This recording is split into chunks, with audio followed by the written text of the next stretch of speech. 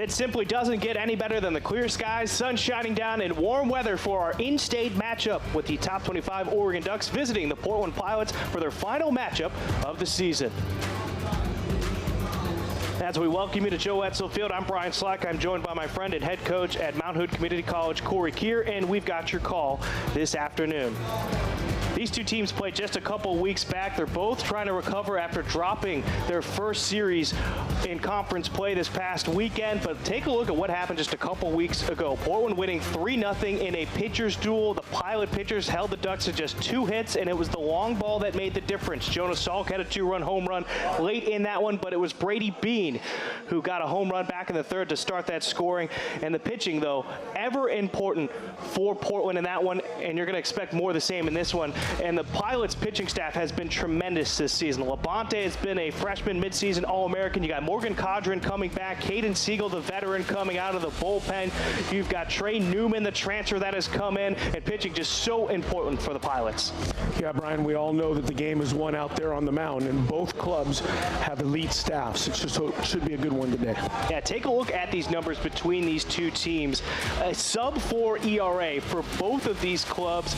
They lead multiple categories in their respective conferences, with the Ducks in the Big Ten and Portland in the WCC. Both these teams are holding teams under 8 hits per 9 innings. The walk numbers are low as well, and this is just going to be a terrific matchup on the rubber. Now, not only is it a battle of in-state foes, but how about a battle of Portlanders today? For the Portland Pilots, it's Cole Katayama-Stahl, who's shown off his power with his boomstick lately with 4 home runs over the last 6 games. Yeah, Brian, baseball is a high-focus, medium-intensity sport, and Katayama-Stahl is blessed with elite emotional stability.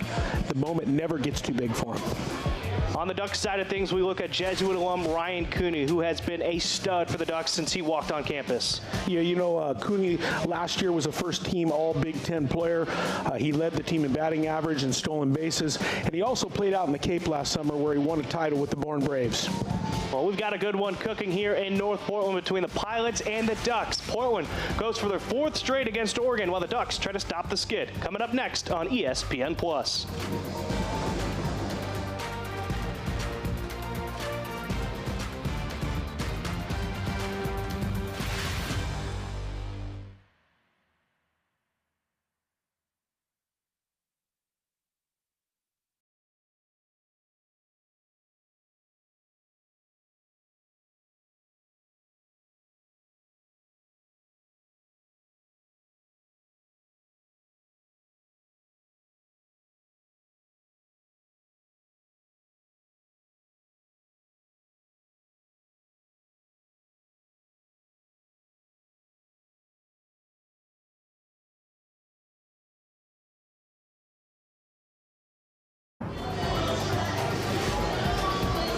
Beautiful day at the park as we get ready for our in-state matchup between Portland and Oregon. Aaron Lewis takes the mound for Portland. He's making his first start of the season, making his 8th appearance overall. He's posted a 3.21 ERA. Picked up the win a couple weeks back against the Ducks. Has a 2-1 record through 14 innings of work.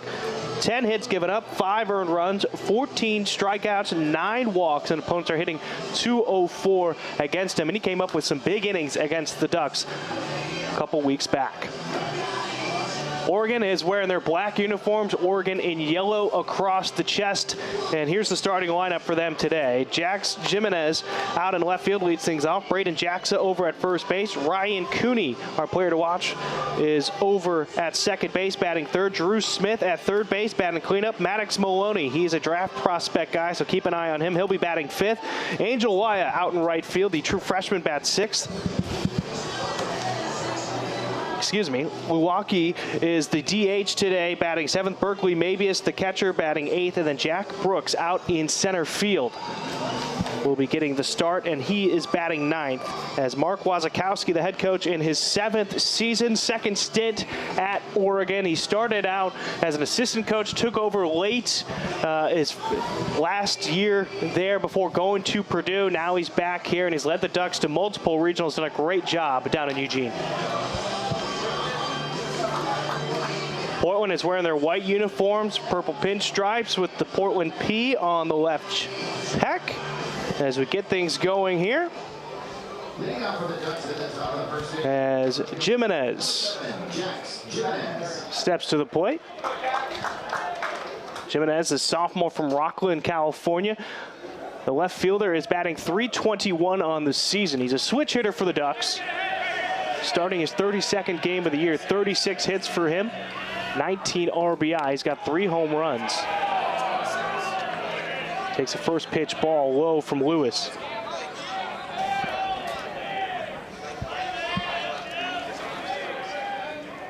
The Ducks, the last time these two teams played, drew a lot of walks. Lewis actually had a decent amount of them, in fact, but they could not take advantage of it. Just 2 hits against Portland. One of them was one of the first hitters of the game, but again, they just ran out of time in that one. As Portland won their 3rd straight against the Ducks, they've won 5 of the last 6. And Portland has won 2 of the last 3 here at Joe Edsall Field. We were here for both of those ones. 2 walk-off wins for Portland. 2-1 to Jimenez. Check swing at the bottom of the zone, but missed. Called a ball. It's 3-1. Hit by pitch and a fly ball in the lights and in the rain, and both walk-off victories for the Pilots. Tyler Howard was the one who wore the pitch to get the walk-off yesterday. Skies this one on the infield. Leo Cote, he's going to be called off by Frankie Rutigliano, who makes the catch, and there's one gone.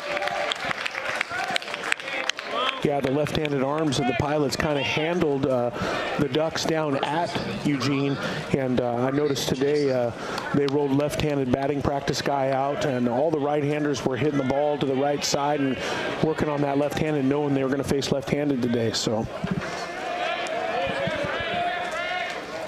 Next man up, Braden Jaxa, the first baseman. Jaxa, young gun, freshman from Fremont, California, starting his 16th game of the season. He's got 15 hits, 6 extra bases, including 3 home runs, 8 RBI on the year. Ropes one deep out into left field. Going back at the track, it's Pfeiffer and it's gone. Solo home run for Jaxa, his 4th of the season.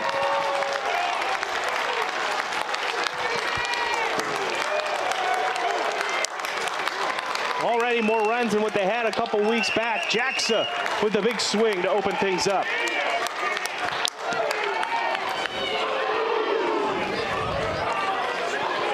Yeah, ball just got back over the plate, elevated.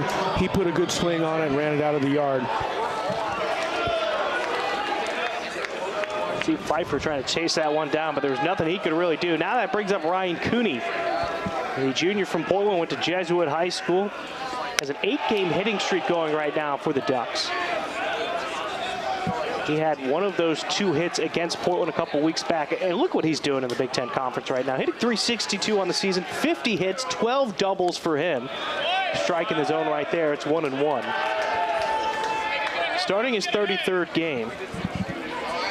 24 RBI for him, and he's a rabbit as well. 11 stolen bases after leading the team in stolen bases last season. 1-1 delivery. Fly ball into right field. Nitowitz rounding it, getting behind it, comes in a few steps, makes the catch on the fly out. 2 gone.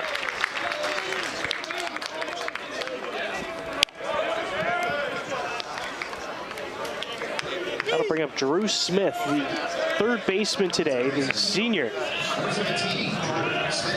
from Clovis, California. Hitting .385 on the year, making his 33rd start. 42 hits for him, 9 home runs. He's up there with the team lead with a 34 RBI.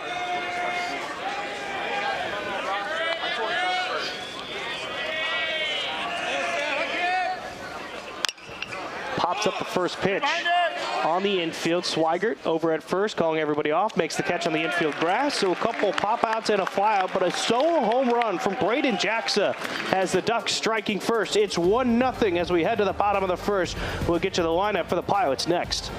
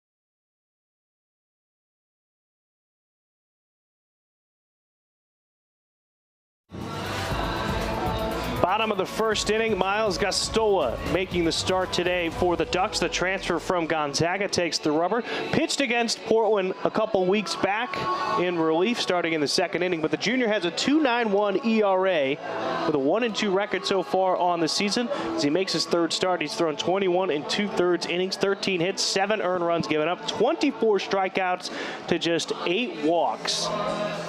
As the Seattle native, familiar with this Portland Pilots lineup, throwing against him twice over the last couple of seasons.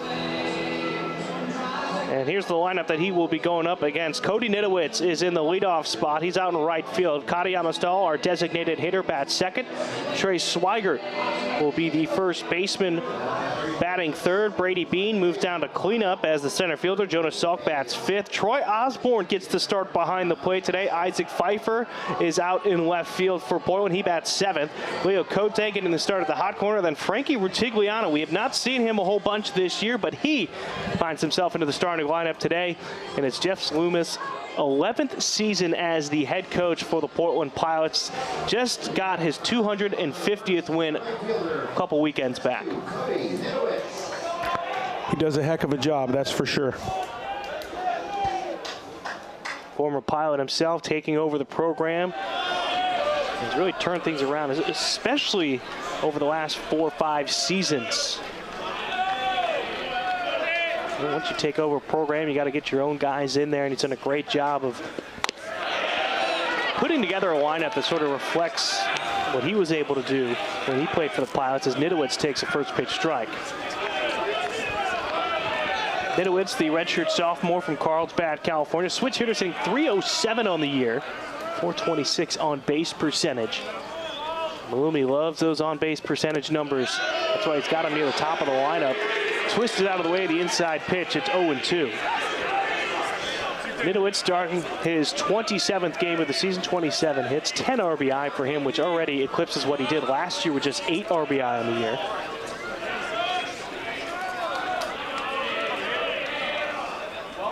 There's the 0-2. Ground ball hit over towards short. Maloney up and throwing. Nitowitz is gone. Doesn't get more routine than that one for Maddox Maloney. Defensively for the Ducks, Jimenez out in left field, Brooks in center, Laya in right, Smith over at third, Maloney at short, Ryan Cooney at second, Braden Jackson over at first, and then Berkeley Mabius is behind the plate for the Ducks. Now you got Cole Katayama Stahl coming to the plate, the sophomore from Portland, hitting .312 on the year, making his 28th start. 29 hits for him, 7 home runs, 21 RBI. And here's what he's been able to do over the last 10 games. He's just tearing the cover off the ball. 4 home runs, 8 RBI. He's got hits in 9 of the last 10 games for Portland. You know, last year he started out pretty hot. He had 9 home runs for the Pilots. Things sort of teetered off near the end as teams got some tape on him and realized what they could pitch to him and try to get him out. And he's really grown from his freshman year to sophomore year, which is a big step, especially at the collegiate game court. Yeah, like we talked about in the open, you know, he's blessed with elite emotional stability, and there's really not a moment that's too big for this young man. You know, listening to the guys talk about him, they kind of tease him a little bit, if you will, because he just never gets too high and never gets too low. And, you know, he was involved the last play of the game as a freshman in the perfect game and hit 9 home runs as a freshman. He definitely is tough between the ears, that's for sure. 100%. As a breaking ball goes across the plate for a strike against Katayama Stahl. It's 1-2. Yeah, I got out to the park super early and watched both teams hit BP. Katayama Stahl gets it off the end of the bat. He can outrun this one. Nobody covering the bag, and that's an infield single. Katayama Stahl patiently waits there, turns to the foul side. So he has himself an infield single on a ball that went about maybe 60 feet up the line. A swinging bunt. Couldn't have made a drag bunt better than that swinging bunt. But anyway, where I was going with that story was before BP started, Coach Holcraft came up and said hi to me, and we were chatting about the young pilots and just talking about the roller coaster that is baseball. And the key is enjoy those highs, but don't let it dump to the bottom. You know, keep that even keel going. And that's one thing I've noticed these freshmen have done a really good job with, is not ride that roller coaster too much. Trey Swigert, the sophomore from Middleton, Idaho, steps to the plate, hitting .267 on the year, making his 29th start. 27 hits for him, 14 RBI. There goes Katayama Stahl, maybe his throws. It's going to bring Maloney to the right side of the bag, and that'll be a stolen base for Katayama Stahl. And that was awfully close. Had Maloney able to hold on to that ball, he was sort of swiping as he caught it, almost got him. Well, take a second look at it. You know, they don't throw the baseball to the bag anymore. That one was a little wide, but the new rule is, or the new thing they do is they throw it a little bit up the line so you get a little quicker and maybe tag the guy. And with replay, you can see it. But he just threw that a little wide. But Stahl went on first movement from the left-hander and got a good jump, and there he is. And I want to tell you that Trey blistered the ball in BP today. Can't leave anything over the plate for him. Lead for Katayama Stahl. Fastball from Gastola for a strike to even the count at 1-1. 67 degrees here at the ballpark today. 3-mile-an-hour wind, 7-mile-an-hour gusts. The big thing about the wind today, though, it is blowing out. So anything that gets caught up in the air could go a long way. And as you were talking about, Corey, Swigert was swinging the stick great during BP. Yeah, showing off the raw power tool, that's for sure. Slider near the top of the zone, called a strike by Todd Ellis behind the plate, 1-2.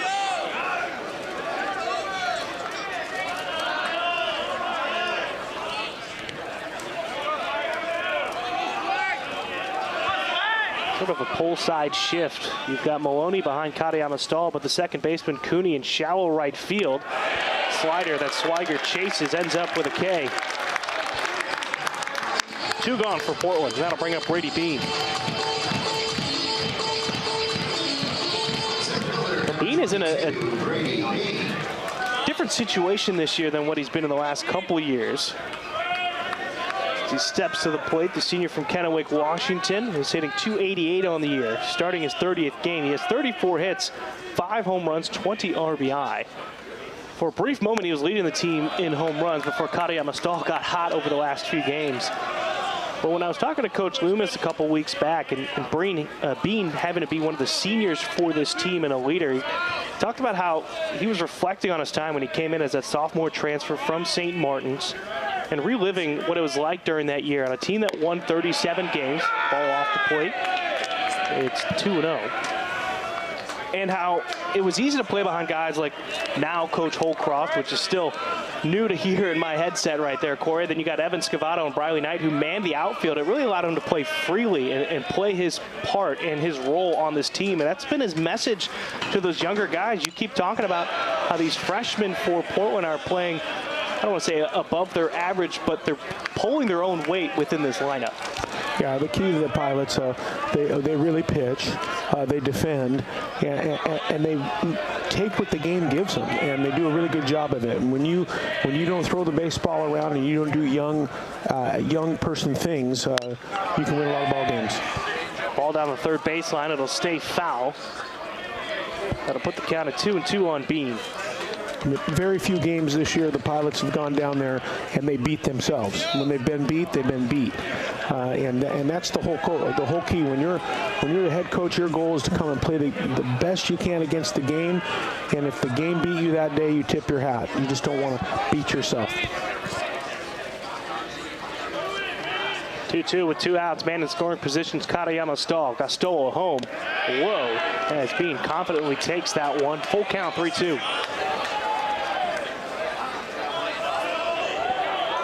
Jonas Salk is on deck. If this inning continues for Portland, let's see if Bean can tie it up here. Outfield playing shallow and right, and they've shifted to the right as we look out. Full count delivery. Bean skies this one. Into center field, Maloney going behind the bag at second. He's called off by his center fielder, Brooks, and that'll strand the runner over at second. 1 hit, 1 left on, no runs scored. It remains 1-0 for Oregon as Maddox Maloney set to lead off for the Ducks when we return on ESPN+.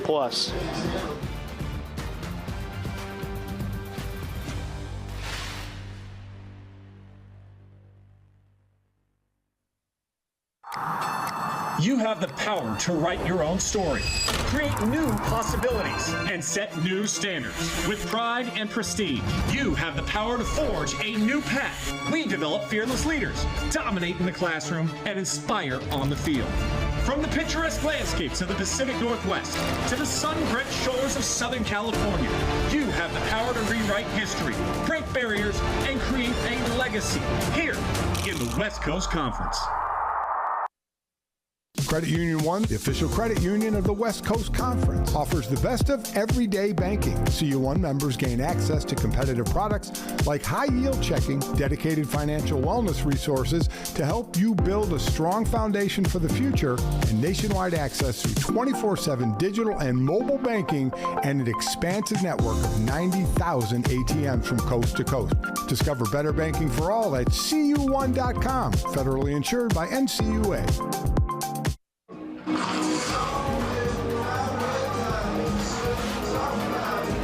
Here's a look at the shop here at the ballpark at Joe Edsel Field. Got some Portland swag out there for you. Corey, any interest right there? Got to pick something up for yourself? Man, you know I like purple. Looks good on you, that's for sure. As we start the second inning, it's a 1-0 lead for the Oregon Ducks. You got Maddox Maloney, Angel Laya coming to the plate. And then we also have now Levo Wałwocki, the designated hitter today. He will be batting third in this inning. First pitch from Lewis, low and away to Maloney. It'll be 1-0. Yeah, I wear too much of that purple. People think I'm Barney. Too hard on yourself, my man. Too hard on yourself. I just saw on the news that show went 15 years. That show, Barney. It's kind of hard to believe. 15 years? I would have thought longer, actually. Seems like kids really liked it. I mean, I believe it was still going when I was a kid. 2-0 to Maloney. That ball slipped out of the hand of Lewis. It's 3-0. Maloney, the junior from Springfield, Oregon. Batting .234 on the year, making his 33rd start, has 26 hits, 18 RBI.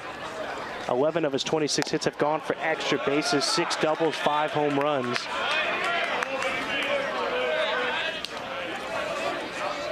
And it seems like for Oregon, they are just churning out draft prospects, and Maloney's one of them. The shortstop for the Ducks takes ball 4, and the leadoff man is aboard.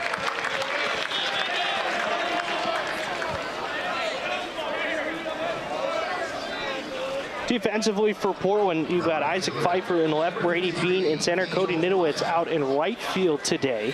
Leo Cote at third, Frankie Rutigliano is at short, Jonas Salk at second, Trey Swigert out in the field today. He's over at first, and then Troy Osborne. It's the start behind the plate today. We haven't seen too much of him this season behind the plate. We've seen him as a designated hitter at times.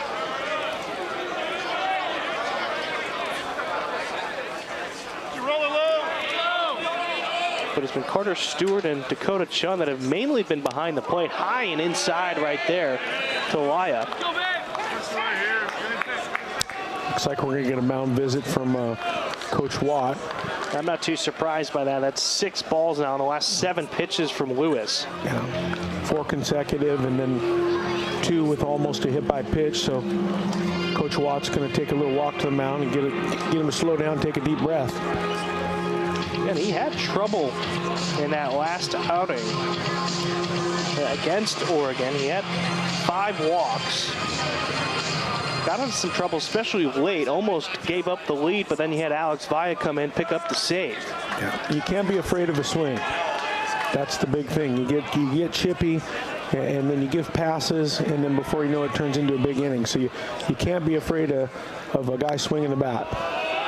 And sometimes they're going to hit out of the yard, like in the first inning. The guy got up a little bit, and the ball went out of the yard. But you got to continue to pound the zone and get swings, because 4 balls, 1,000% of them end up over there on first base, and every swing, we don't know.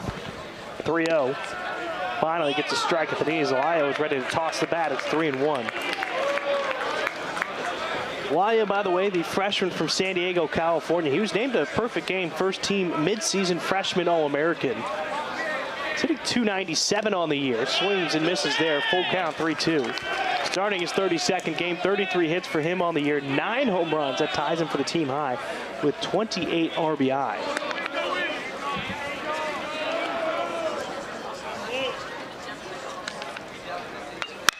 Ground ball over to Swigert, fielded himself to throw to second, to Rutigliano for one, and a double play.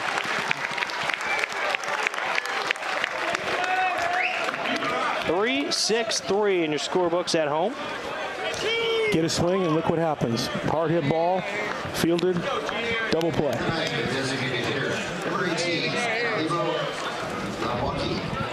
Take another look at it.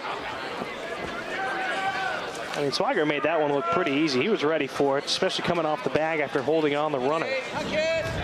There's now Levo Walkie steps to the plate. Pretty good camera work, too. It's like they knew he was going to get the ball. He was on ISO. Walkie just playing in his 13th game of the year, his 3rd start. The redshirt freshman from Springfield, Utah, is hitting .278 in his limited action, with 5 hits in his 18 at-bats, 5 RBI. One of those hits has gone for extra bases.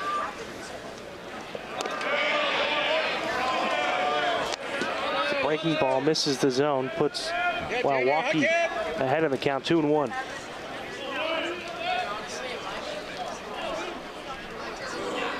Infield playing back for Portland. Big swing and a miss right there. Try to put a drive into one. Unable to make contact, 2-2. It's just such a different feel now, especially for Lewis on the mound. Getting that double play, nobody on base after you struggle to find the zone early on. This ball fouled off and out of play to our right, across the street. We'll reset on the 2-2 count. Yeah, you go from potential drama into now you're pretty comfortable. Even though Portland picked up their first shutout of the season against the Ducks a few weeks back, this ball roped into left field, and Pfeiffer misplays it, bounces over him all the way to the wall. Walkie has himself a 2-out stand-up double. See if they reclassify that to something else, but Pfeiffer took a bad angle right there and bounced right over him. He sort of didn't know if he should go for it initially. You could see the hesitation off the bat. Yeah, I think he thought he might be able to catch it early. Took an angle to catch it, and then it got by him. And you know, the thing about it is, with 2 outs, with 2 outs in that situation, you're really 2 outs, everything in front. I mean, we want to cut everything off, make sure a guy doesn't get in scoring position there. But you know, he's a catcher playing the outfield right now because he can hit, and you know, he's trying to catch the baseball, and you know, you can't fault him for that. But playing the outfield sometimes is tough. You just got to know with 2 outs, keep that ball in front and keep the guy at first base. Berkeley Mabius, the sophomore from Henderson, Nevada, now at the plate. The catcher today, check swing. They're going to call a strike. It's 0-2 on him. Mabius is hitting .282 on the year as he makes his 20th start. 22 hits for him, 16 RBI. 9 of his 22 hits for extra bases. 5 doubles, 4 home runs. Looking to add some extra run support here for Oregon as they lead 1-0. And how big was that double play now? I mean, you could see it be 2-0 easily if that runner was still on for Oregon. Yeah, if he lands a slider here, he's going to get out of it. The 1-2. Fouled back into the netting. Would have gone above us. Back to the 1-2 count.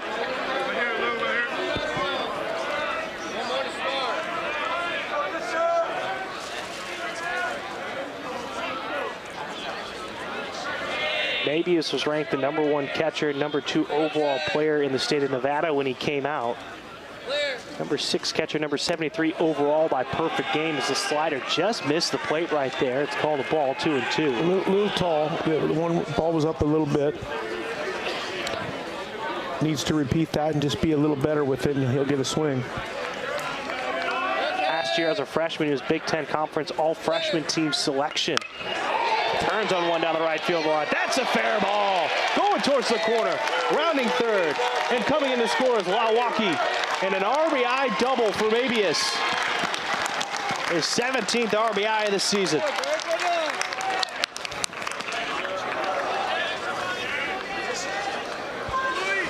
Actually, pretty good sequence of pitching and a pretty good darn swing right there on a ball that was in, and somehow he kept it fair. If you look, this ball's in. Yeah. It was elevated a little bit, but still keeping that ball straight down the line instead of hooking it, especially after getting slider away and fastball away.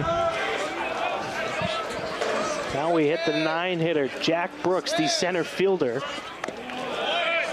Breaking ball for a first pitch strike. It's 0-1. Brooks, the redshirt junior from Vacaville, California, is hitting .274, making his 27th start of the year. 20 hits for him, 15 RBI. Solid quality hitter for Oregon at the bottom of the lineup. Somebody who can really turn things back over to the top of the lineup. As he fans at one, it's 0-2. You know it's a beautiful day here when you've got fans just sitting down on the right field berm. Yeah, you're right there. Great open seating over there. Here's the 0-2. Lewis looks back at Mabius. Breaking ball that hung up high gets fouled back into the netting. We go back to the 0-2 count.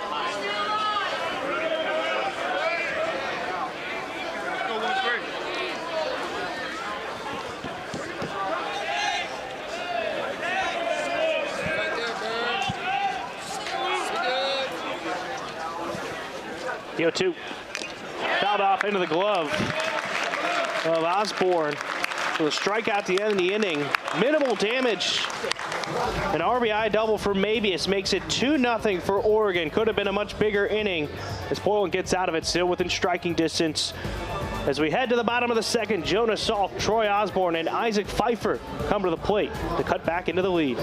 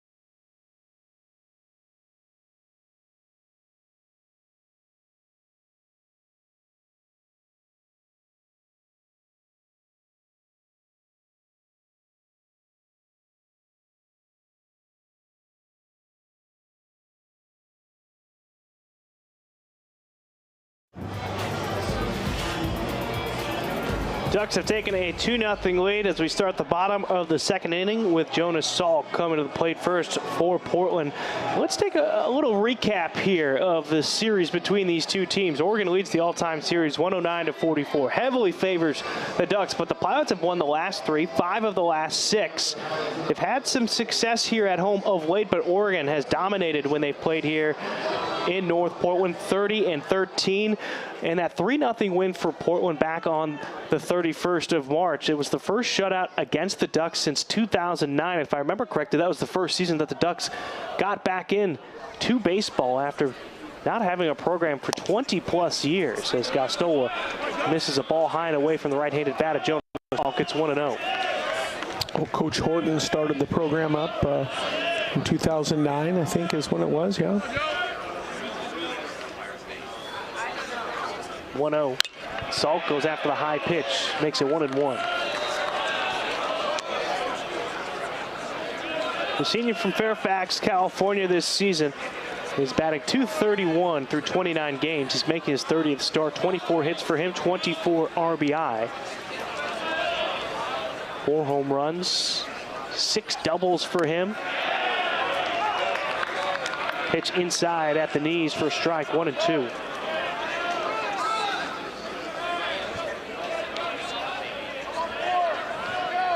Well, Gostola, familiar with Portland, played at Gonzaga the last couple of seasons, was WCC all-freshman team selection as Salk gets one off the end of the bat. It'll be played by Jaxa over at first, and Salk will be retired. Sends Troy Osborne to the plate for his first opportunities. But Gostola, no stranger to making starts. At 15 appearances his freshman year, made 9 starts, went 4-4 with a 5.54 ERA. This is what he did last season. 5 1/3 against the Pirates, 4 hits, 3 earned runs, 8 strikeouts, 4 walks. Now, the Bulldogs did lose that start for him, but they did win his freshman year after he got roughed up by Portland, gave up 5 earned runs in just an inning and a third as Osborne swings and misses at the first pitch, 0-1. He led the team in wins his freshman year, second in ERA his sophomore year. Last season, his second team All-WCC after 15 starts. Through 77 in the third innings. Osborne fouls it back into the netting, quickly falls behind 0-2. Those 77 in the third were second most in the WCC. Finished 6th in the conference with 74 strikeouts. So he's got good stuff on the mound. Jumped in the portal, found a new home at Oregon, and gets a bigger stage in the Big Ten.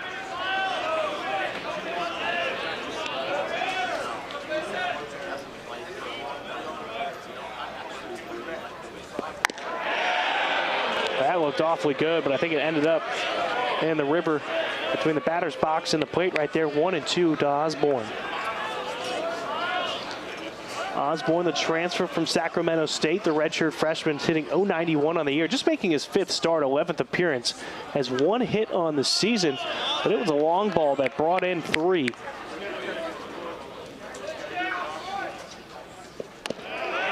Inside near the ankles, evens the count at 2-2.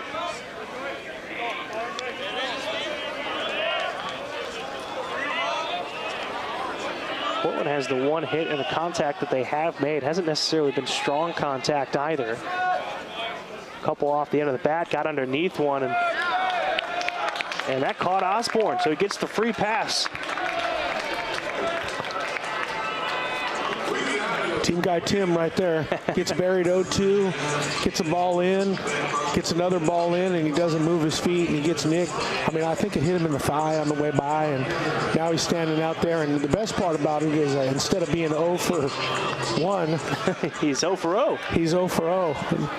Don't move your feet with 2 strikes. Yeah, just barely got him. Might have got him above the knee a little bit. Might not feel good tonight, but yeah, but he's 0 for 0. As Isaac Pfeiffer steps to the plate. And he sends one out into right field. He's 1 for 1. 2 pilots on the base pass now. And that's a way to make up for that sort of mental error that you had out in the left field the last half inning. Yeah, good piece of hitting there, you know. The left-hander, you know, generally they're going to try to beat you away. He got a pitch away, and he just hit it through the hole over there. And now they've got a runner in scoring position and a chance to get one back. Like Morgan Condren was getting loose in the bullpen for Portland. Hayden Starr also off the bench right there, getting loose. As Leo Cote steps in, the redshirt freshman, transferred in from Oregon State. He wanted to, but had good patience right there, held the bat back. He's rewarded with a ball, 1-0.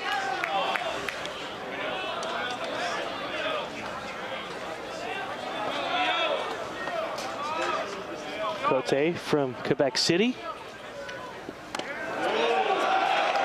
Got underneath that one on the off speed, 1-1.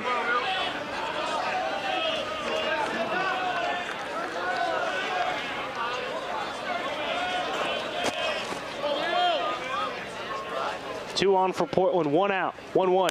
High and away.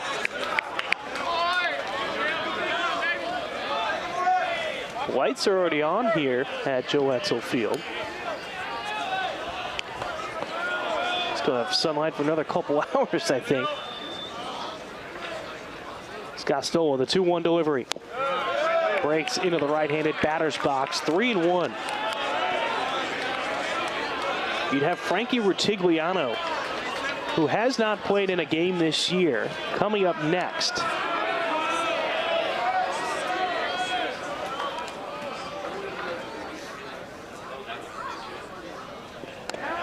There's a strike at the knees on the changeup. Full count.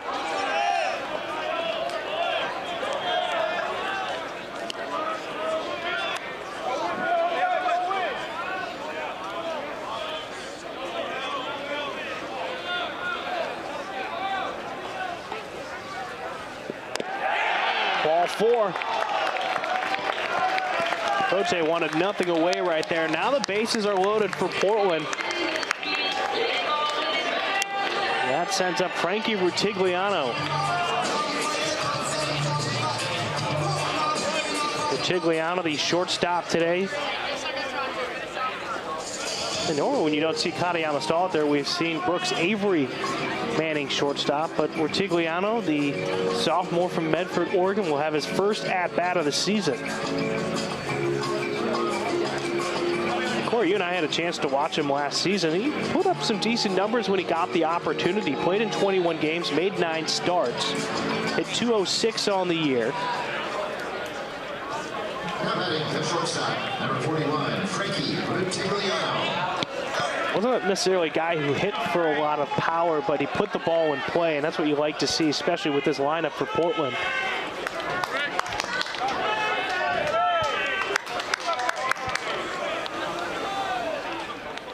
Infield playing back. First pitch to Rutigliano. Went after the elevated fastball, 0-1. Yeah, they're going to get after him right here and try to get a 2-ball. They don't want to roll the order. He's the 9 guy. I believe so. Yep, no, you're correct. And so you're going to want to start a bat here and hopefully get a 2-ball and wiggle out. He just had Mabius go out to the mound for a visit, and you and I always talk about not compounding negatives if you're out on the mound, and that's sort of what's happened right here. Gastol, you had the hit by pitch, then you give up the single, and then you give up a full count walk to Cote to load the bases up. Yeah, and Mabius 100% out. Probably in his ear, one of the coaches told him, hey, go out and tell him, attack the 9 guy, get a ground ball to Maloney, we'll get out of the inning, and that's probably what he's trying to do. Popped up out in front of the Oregon dugout, and that's going to go out of play. The fan frustrated with himself not making the catch. So Rutigliano stays alive at the plate, 1-2. It's not banana balls. He won't be out. Don't worry about it.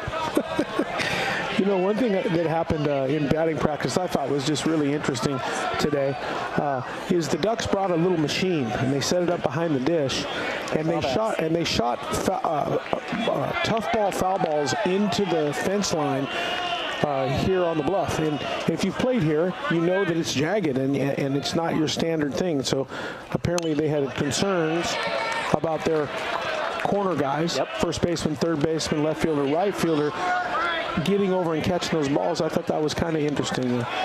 I picked up on that too, realizing what they were doing. And had some interns roll out. They just did the cord, just typical young men. The cord was so tangled. It took 20 minutes to untangle it, and they finally got it. And yeah. Here's the 1-2 to Rutigliano. Strike 3. At the knees, inside, over the black.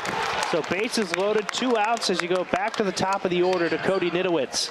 Never seen that before, though. Bringing the machine to work on something that's yard specific. Another look, yeah, it's in the cut, man. You got to get the bat going. Yep. Right at the bottom of the zone, and you see the head drop right there. He knew he needed to protect and didn't do his job. Yeah, you got to get into, it's attack with less than 2 strikes and it's defend with 2 strikes, and especially in that situation,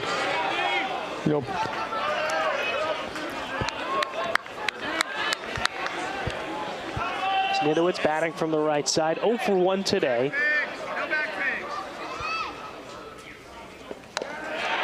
Changeup for a strike just below the top of the zone, 0-1. Grounded out to short. His first time up. And he's floated all around the order for Portland this year. We've seen him in the 9-hole. We've seen him bat second. I've seen him bat 6th as well. Inside, twisting out of the way, 1-1. And Corey, I mean, I feel like you talk to managers. Some guys are creatures of habit. They love to hit in the same spot. What's sort of your philosophy when you set up that lineup for you, a guy like Nitowitz at least? Well, I mean, he's a bad rash, and he finds ways to get on base, and he's a tough guy to face in this situation. Ground ball past the diving Maloney into center field. Pfeiffer sent around third. Cote almost got picked off at second. That's a 2 RBI single for Cody Nitowitz. And we've got ourselves a tie ball game at 2 apiece. Nice timely hit by Nitowitz right there. starts with a hitter that was buried 0-2, gets hit by pitch, then they get then Pfeiffer gets a little single, then it turns into a 3-2 walk. They actually get the 9 guy out, and then get a big timely hit by Cody right here up the middle. And like I said, he's a tough guy to face in that situation. You know, he walks a lot. He's a scrappy player, and all he did was just catch a ball up the middle, score 2 runs, and get the game tied. He's now got 12 RBI on the season. And now you bring up Katayama Stahl, who had a swinging bunt single his first time up. They go fastball away to the left-handed bat. It's 1-0. Yeah, he's on house money. You got a hit on a full swing that went about 30 feet. No, maybe less. Well, he now has hits in 10 of the last 11 games. Slider that breaks away into the right-handed batter's box, 2-0. That's the thing that's crazy about this game. He's probably had about 7 lineouts to the shortstop, and then he hits the dribbler and is safe. So it all kind of works out. Maloney keeping an eye on Cote. Gostola looks back, 2-0 delivery. Another one that breaks away, 3-0. And they just don't want to give anything to hit to Katayama Stahl right now. He's been one of the hottest hitters in this lineup for Portland. And 3 straight pitches away and out of the zone.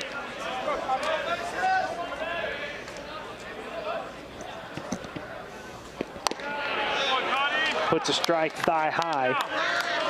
Get one on Katayama Stahl, 3-1.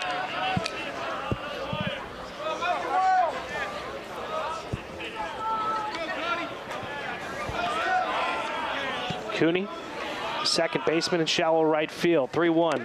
Off speed, and Katayama Stahl way out ahead of it on the changeup. It's a full count.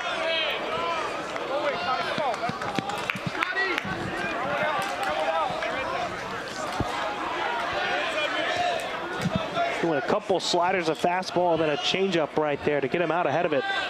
It's right back into the count, full count delivery. Runners are going with 2 outs, and Katayama Stahl takes ball 4. Bases are back juiced. Cote over at third, Nitowitz at second, and Katayama Stahl at first. And you're going to have a mound visit.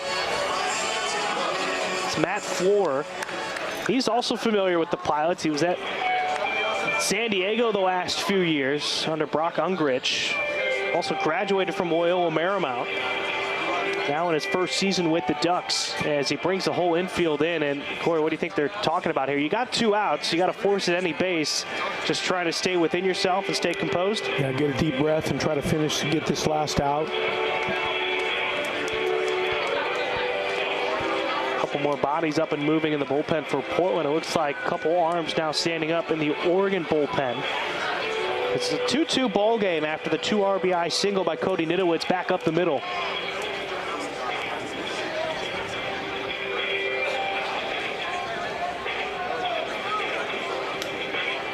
Kai Hoskinson warming up for Portland. And then you got Tanner Bradley, the sophomore right-hander in the in the bullpen for Oregon.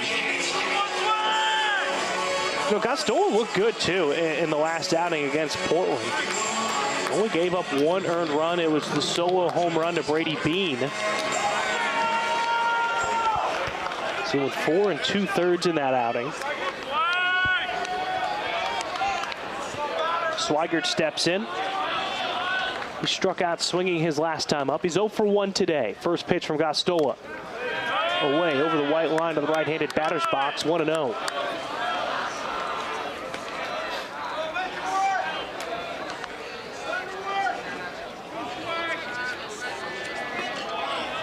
Minor pull side shift. You got Cooney again in shallow right field. Jackson, the first baseman, has his heels almost on the outfield grass. Swigert, not necessarily pleased with that call, but called a strike at the top of the zone. It's 1-1.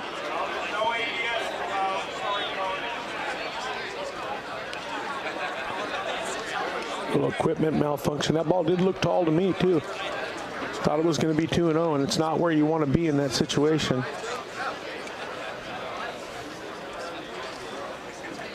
See, maybe it's trying to adjust those shin guards.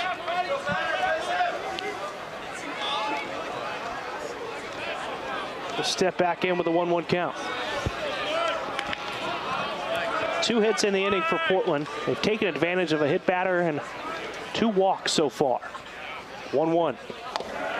Strike 2.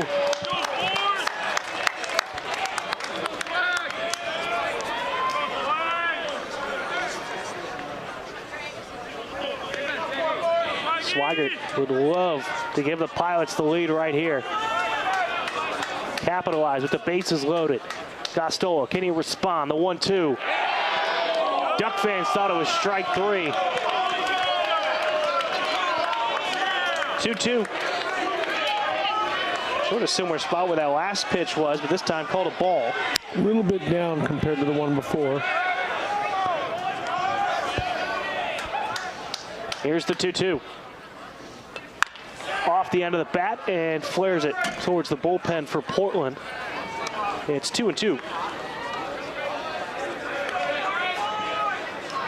That's just Swigert trying to protect the zone, get the barrel on the ball and stay alive. Did a good job right there. And he's somebody who started out slow this year, chased a lot of pitches, and has steadily got that average back up. Here's the 2-2. Check swing. They peel down. And Tyler Wall, who's moreover by second base, saying that Swigert did not go around, and now we've got ourselves a full count.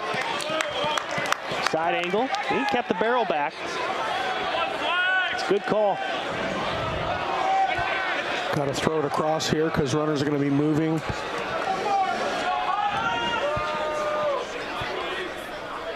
Three-two.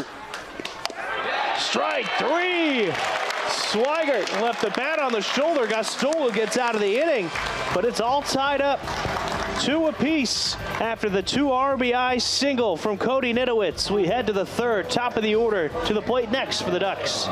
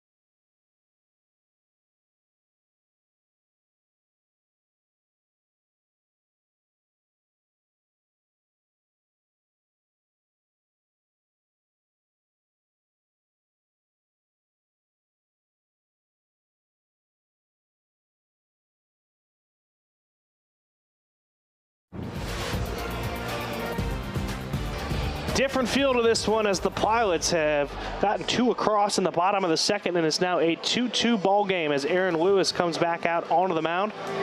3 hits given up, 2 earned runs through the first 2 innings, 1 strikeout, 1 walk on 38 total pitches. He almost got out of the 2nd inning unscathed, but back-to-back doubles plated 1 run for Oregon. Jax Jimenez, who popped out to short his last time up, will come to the plate for the 2nd time today.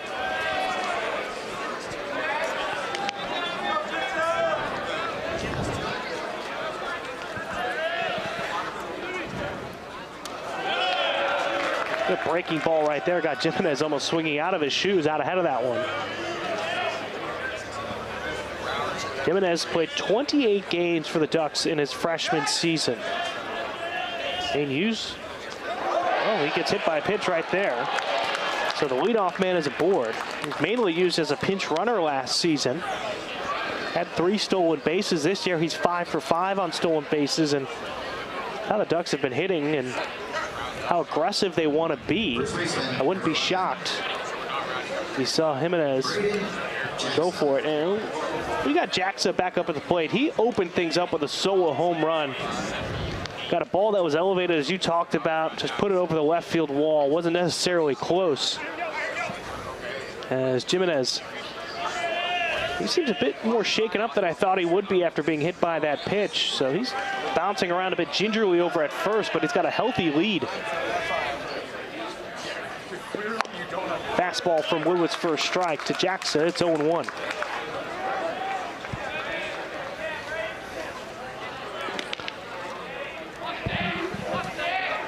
Jackson was also named to the midseason freshman All-American team, much like his teammate Waya, except Jackson's second team.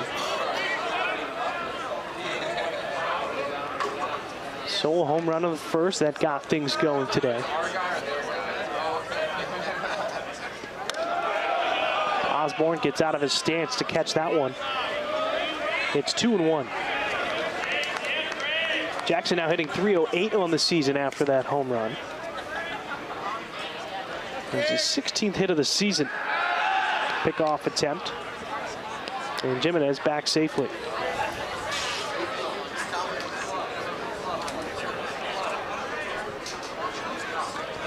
Jack's a highly thought of prospect out of Fremont, California. He was the #2 player in the top 100 freshmen that were going to college by D1 baseball. The distinction there of going to college, you have a lot of these prep guys that end up getting drafted. He's ranked the #4 player by Perfect Game, the #1 catcher nationally by Prep Baseball Report. And the Ducks got a good one here. He's over at first base. Fly ball down the right field line, out of play. So Jimenez will have to go back to first, back to the 2-2 count.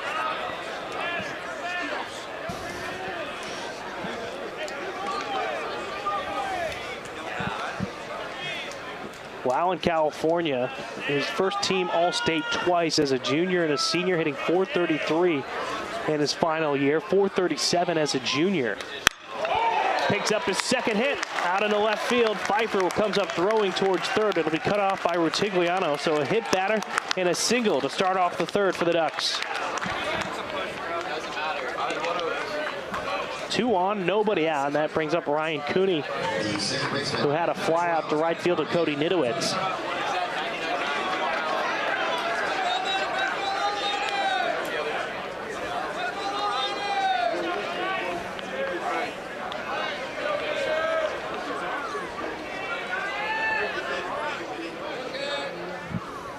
Torrey talked about it in the open, scoring to bunt. It's Cooney, fouls it off. It's 0-1.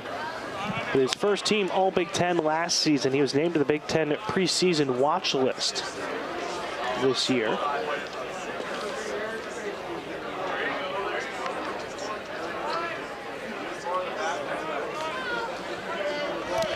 Trying to drag for a base hit right there.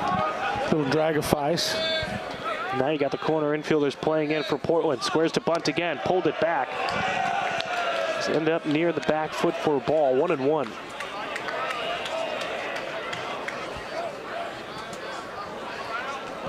See how the defense is set up for Portland. You got Rutigliano keeping an eye on Jimenez. Cooney, top 25 in the nation with 50 hits coming in. Pickoff attempt. Rutigliano had that one go off the heel of his glove.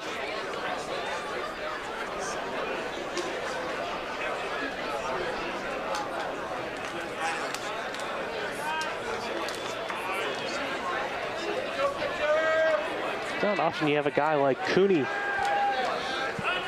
that would be putting a sacrifice bunt down now. Fly ball down the right field line. This could be going into foul territory. Nidowitz giving chase, and he makes the basket catch in foul territory. Up and throwing towards third. And that'll be a free pass for Jackson, moving up to second as that bag was vacated. So he didn't get the bunt down, but he still got both runners to move up. And there's one gone, 2 in scoring position for Drew Smith.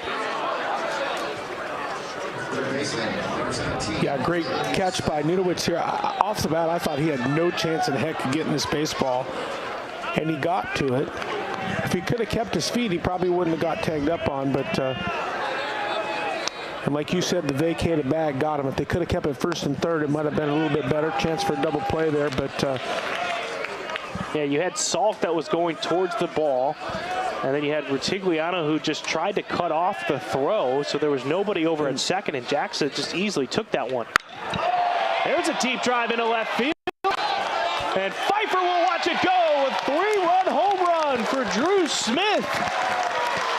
His team-leading 10th home run and 37th RBI on a 3-run bomb into left.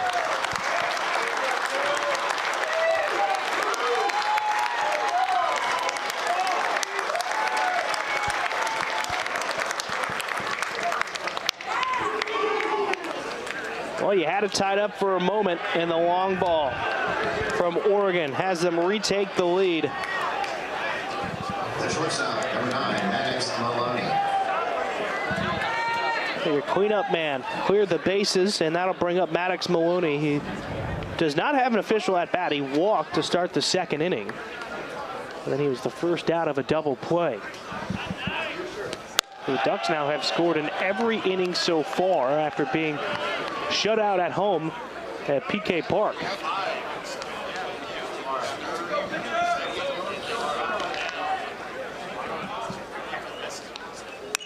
Fouled off into the netting, 1-1 to Maloney.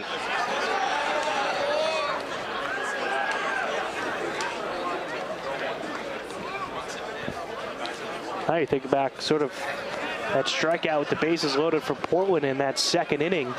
Could have added more to it. Maloney stays away from the low pitch, gets ahead of the count, 2-1. Maloney, Big Ten All-Conference player, third team last year, who was named to the preseason Big Ten watch list. That one bounces in, gets out of the way of it, now stands ahead of the count, 3-1. Grew up just minutes from campus. Was a lifelong fan of the Ducks baseball program. His grandfather Ronald played for the Ducks back in the day.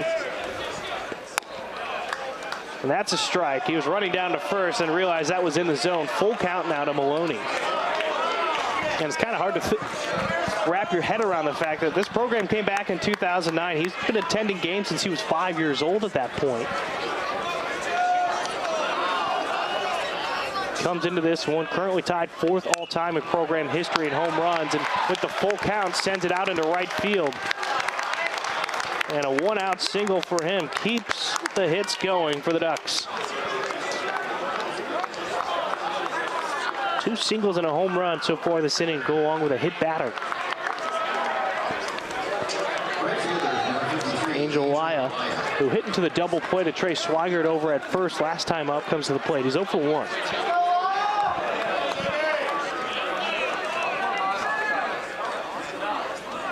Squared to bunt, pulled it back, as that one left the zone. It's 1-0. Still have Kai Hoskinson warming up in the bullpen for Portland.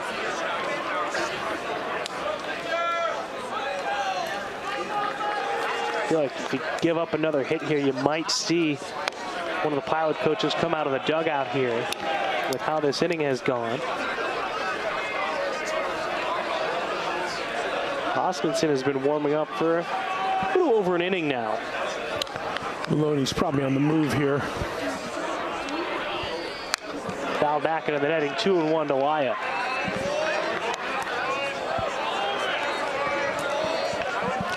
It's interesting, I've been watching the Ducks runners, and they'll go out long past 12 feet with a one-way lead, and they've stolen when they've been short of that 12 feet, like he's short of 12 now, but didn't run.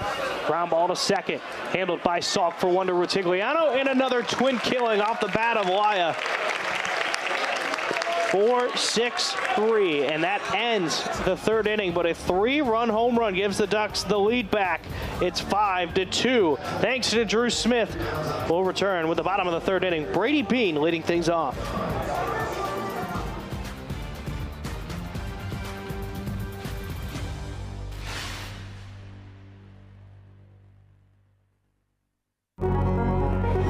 Now is the beginning of the rest of your life. You're here. This is your chance to live it up. From the classroom to the mountains or the city we call home, set your sights high and aim for bigger discoveries, higher callings, a future filled with hope. Up is more than a direction. It's a mindset. The only place to go from here is up. When your workers have gone for the day, that's when Janney King's work begins. Our professional team has the knowledge and experience you are looking for. Whether in auto sales, hospitality, and so much more, Janney King prides itself on making your workspace safer day in and day out, even if you never see us working. Visit our website or contact Janney King today to get a free estimate.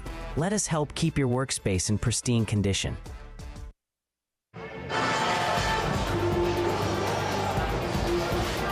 5-2 lead for Oregon, and I know we keep trying to get an MLB team here to Portland, but now the newest club to the Rose City, the Portland Cascade, the professional softball league, part of Athletes Unlimited, now moving to a city-based system, and Portland has their own team down the Cascade. They'll be playing out in Hillsboro at Hillsboro Stadium. Yeah, excited about that league. You know, softball has kind of taken off a little bit. I know the Northwoods has added softball, and you know, Mount Hood Community College is really good at softball. They've won, you know, 2 titles in the last 3 years or 4 years, excuse me, and have a great player playing at UW named Ava Caro. So excited to see more softball being played. Yeah, absolutely, and their first season is this summer as well, so very excited to see some of that action coming up as Brady Bean takes strike 1 to start off this 3rd inning for Portland. Now trailing by 3, gets it off the end of the bat. 0-2. Yeah, I've said it would be really cool if the West Coast Conference had softball. It's something that I would like to see them add. It's a great conference, and it'd be a good conference to add another women's sport with girls softball, or women's softball, excuse me. They have, I believe, 6 programs in the West Coast Conference that do have softball. One of the schools that doesn't is Portland. I don't believe Gonzaga has one either. Of course, they'll be leaving the conference next year to join the new Pac-12 as Bean takes ball 1. Yeah, just a handful of programs that have softball. It's difficult, you know, not knowing necessarily where they'd set up a field here. As Bean fouls one back, it's 1-2. You'd think maybe down by the water you could have before, as they're still trying to work out some of the details of working down on the edge of the river. I think there's some space down there for a softball field. Get your own McCovey Cove action, home run out in the water. That'd be fun. And I think we have one heck of a nursing program here on campus, and I think there's a lot of softball players that like to be nurses. As a matter of fact, the head coach at Mount Hood Community College is a nurse. Fly ball into right field. That'll be caught by Laya, so Bean is retired. He's pulling double duty over there. She can make a pitch for it here on the bluff. Back-to-back flyouts for Bean to start his afternoon. That'll bring up Jonas Salk, who's 0 for 1 with a ground out. Number 14, Jonas Salk. And not something you see too often, but the pull side shift to the right-handed hitter. Got Cooney, the second baseman, directly behind the bag right now. It's a big opening on the right side of the infield. Fouled off by Salk to start off the at-bat, 0-1. Yeah, there's so much analytics now, you know, and they got a bunch of at-bats on him, and his chart probably says that the majority of his outs happen over in this section, so they're going to play the percentages and run guys over there. The 0-1. Foul back. 0-2. And Gostola, by the way, 2 in the 3rd innings now. 3 hits, 2 earned runs, 3 strikeouts, 2 walks. And he's just eclipsed 60 pitches so far in this game. Had a lot in that 2nd inning, but got out of the jam with that big strikeout on Swigert with the bases loaded. The 0-2. High and away. Mabius couldn't glove it. 1-2.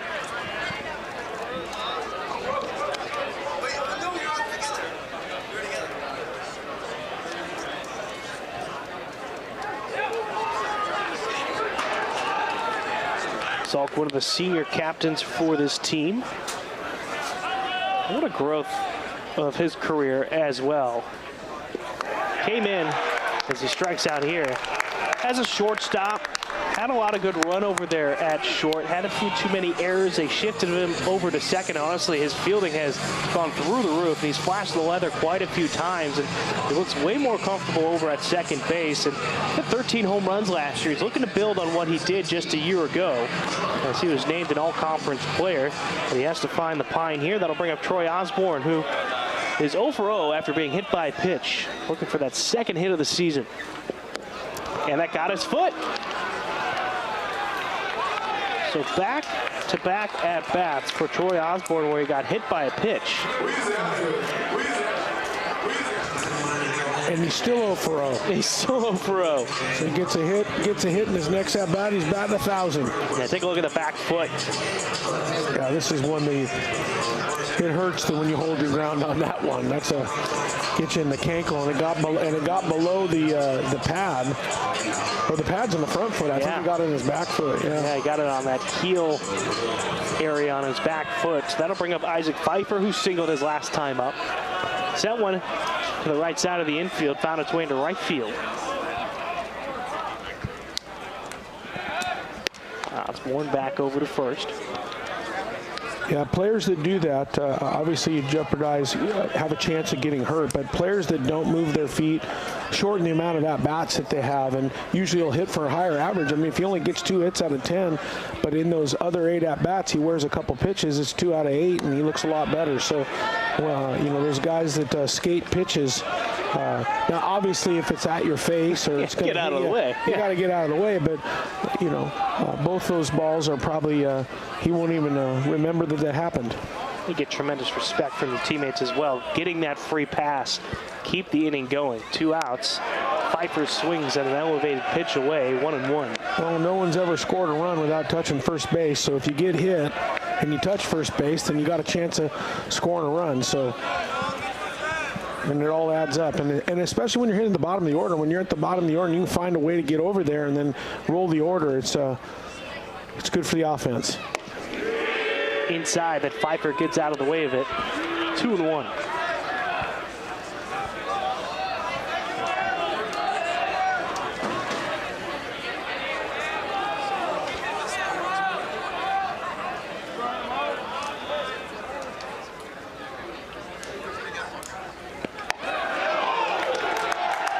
Pfeiffer got beat by the fastball at the bottom of the zone. 2-2.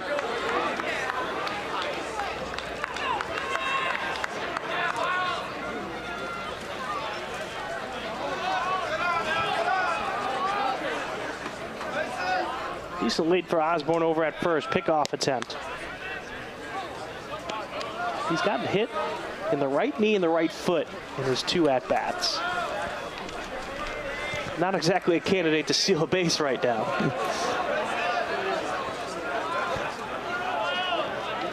Here's the 2-2 from Gostola.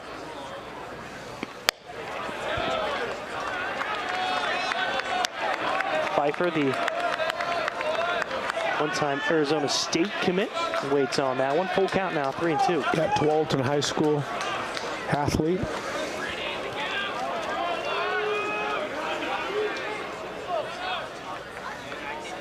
Full count delivery, low and inside.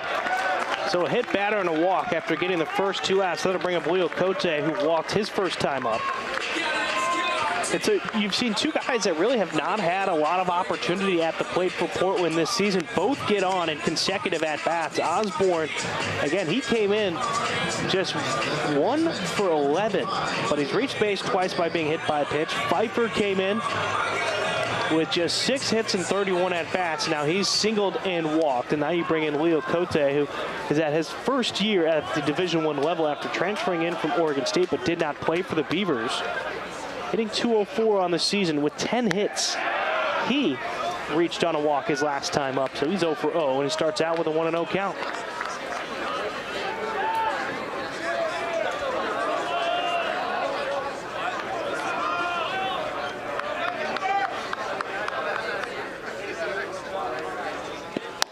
Slider that looked like it was going off the plate, but called a strike by Todd Ellis. It's 1-1.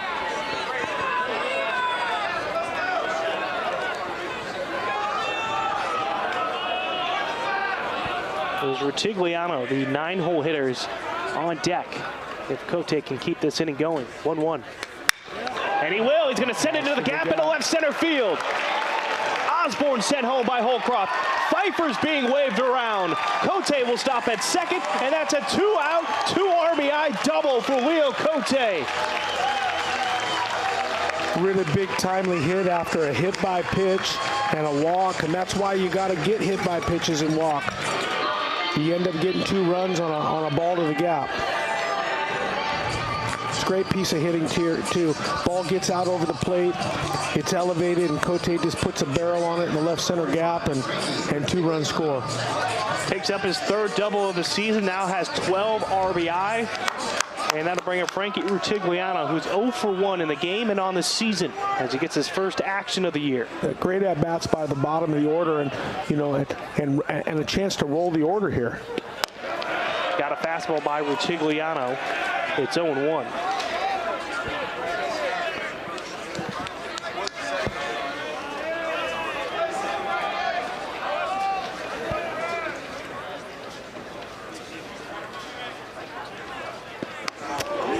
Got out of the way of the inside pitch. It's 1-1. I heard you there, Court. You were hoping he was going to wear that one. Keep the inning going. There's way too much JUCO bandit in me, man. Like, he got to wear that pitch as the 9 guy. For Gostola, that's 4 earned runs for him now. He just had 7 coming into this one. It's the most earned runs that he's given up so far this season. In a single outing, I should say. Well, the Pilots have done a good job of taking advantage and having a timely hit after some freebies. Here's the 2-1. Rutigliano comes up empty on another swing, 2-2. I feel like he's on top of it. He's got the pace down out of the hand of Gostola, just unable to make that contact. It's a 5-4 lead for the Ducks after 2 runs have already come across here in the bottom of the 3rd. Rutigliano flares one out into that triangle area in right field. That's going to drop right in front of Laya. Cote racing for home, and we've got another tie ball game right here. It's 5-all as the Pilots have tied it up with 3 runs in the bottom of the 3rd inning. Rutigliano picks up his first hit and first RBI of the season. Like you said, he was on it. And he got jammed. He got a jam sandwich, but a jam sandwich that turned into a little blooper shot. Good base running out there with two outs. He was turning the whole time, and great job by the bottom of the order by the Pilots. You get down in the bottom there, you just got to find a way to get on and then roll the order, and it could turn into a real big inning here if some good things happen. 6 through 9 for Portland has reached base 7 out of the 8 at-bats that they've had.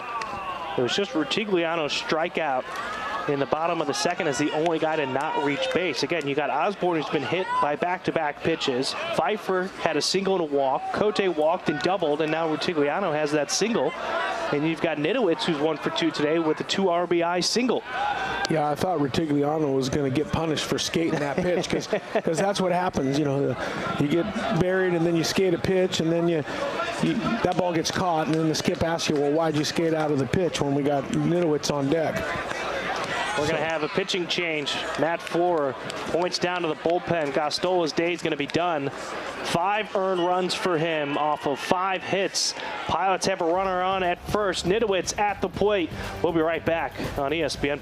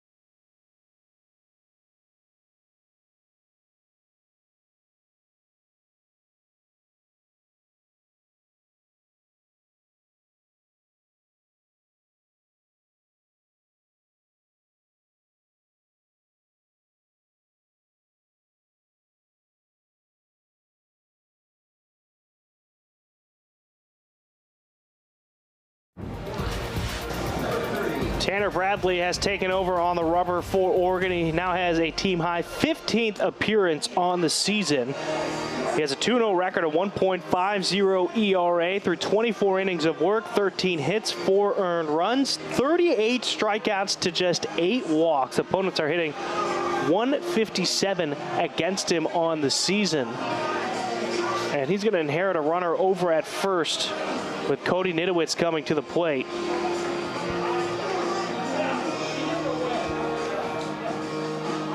Bradley wearing number 30 for the Ducks.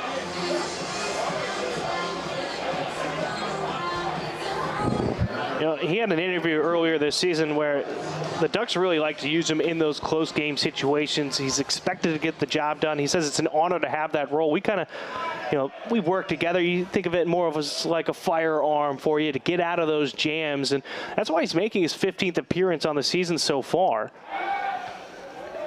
And you and I started out working together in summer ball in the West Coast League with the Ridgefield Raptors, and Bradley, he attributes his biggest growth is because of summer ball this past year. He played against high-quality talent, and while he was there, he was consistently throwing 4 innings at a time, and for him, it was all about building up the stamina on the mound, where last year he was used sparingly, and this year he's being used 1 to 2 innings at a time, but because he built up that endurance on the mound, going those 4 innings every outing, he's comfortable in this situation right now as he goes up against Nitowitz.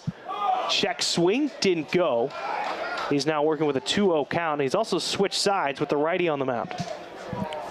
Yeah, you know, you got your starters and then you got your gap guys, and usually your gap guy is going to come in maybe the 6th or 7th inning to get you to the pin, and then you got those firefighters, and those firefighters are guys like this where the start didn't go the way you wanted it to go, but you're still in the game. It's 5-5 in the 3rd, and you got to find a way to get to a gap guy, and then a guy like this can come out and eat up a couple innings and help you get to that gap guy.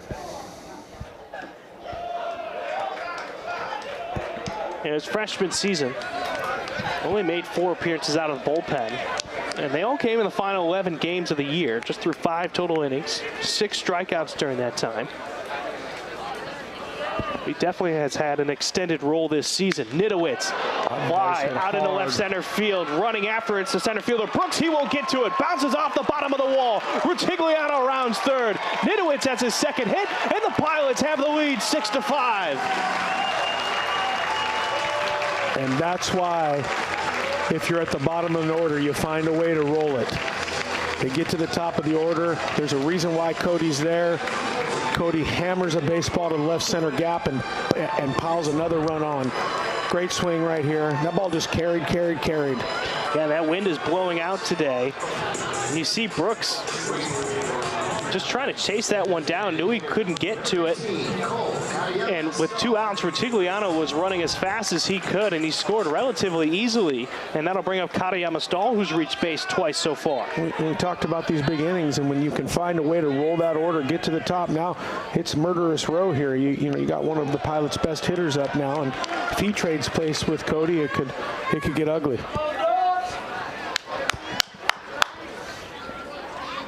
So Gostola is now credited with 6 earned runs. Came in with only 7 earned runs on the season as Katayama Stahl got plunked. So now you're going to have the 9th hitter of the inning for Portland. 2 on, 2 outs, and it's Trey Swigert, who's looking for some redemption after a couple of strikeouts to start today's game. 1 swinging, 1 looking. Yeah, slider got him on the back foot, and better matchup here for Trey. Got the right-hander with the slider that comes into him in the fastball rather than the left-hander. Like I said, he had really good batting practice today.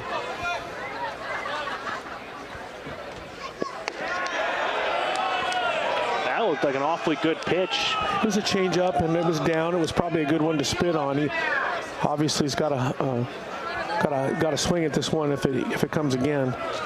Oh, he called it a ball. I'm sorry. Yeah, it was a ball. I thought it was a strike. It's 1-0. Got another changeup away. It's 2-0. I say it looked like an awfully good pitch because, again, a couple batters back, he called that similar spot a strike. It is a changeup, and the kid has a ton of depth on it. Maybe it got the bottom of the zone.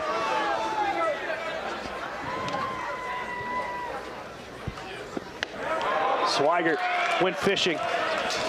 Nothing on the line that time. It's 2-1. Yeah, 3 consecutive changeups. We talked about this in broadcast before. You got to be a little careful with Trey, because if you throw him too many pitches at the same speed in the same location, he has a tendency to find a barrel. Slider that missed the bottom of the zone. Broke late. 3-1 to Swigert. And you always talk about winning innings. And Portland lost that first inning 1-0. Came back, won the second inning to tie things up in the second. And now they've won the third inning with 4 runs here as Swigert gets the changeup again, way out ahead of it, full count, 3-2. And runners are going to be going here with the full count and 2 outs. Yeah, throwing them all changeups and a slider. You got to believe at some point it's going to be another slider, another changeup. Got him again. Third strikeout for Swigert in as many innings. They strand 2, but a big 4 spot for Portland. A 2 RBI double for Cote, an RBI single for Rutigliano, and an RBI double from Cody Nitowitz gives the Pilots a 6-5 lead as we head to the 4th inning.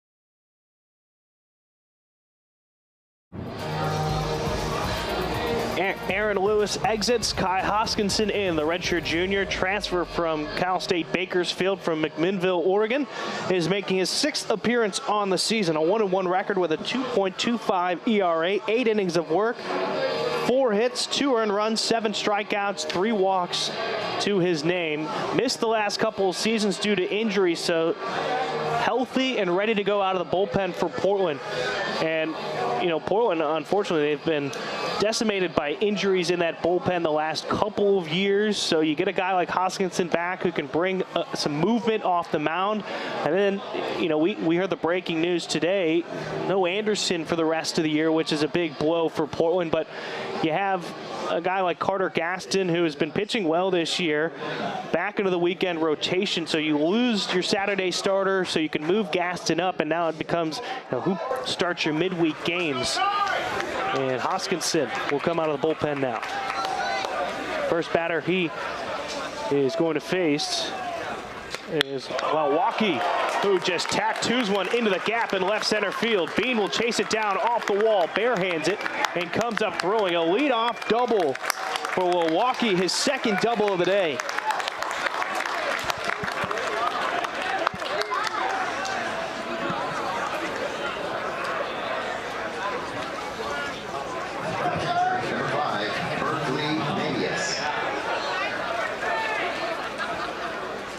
Milwaukee's just looked comfortable up at the plate for only playing in his 14th game of his career, his 3rd start. As Berkeley Mabius, 1-for-1 with an RBI double. As Hoskinson goes high and away to start this one out, it's 1-0.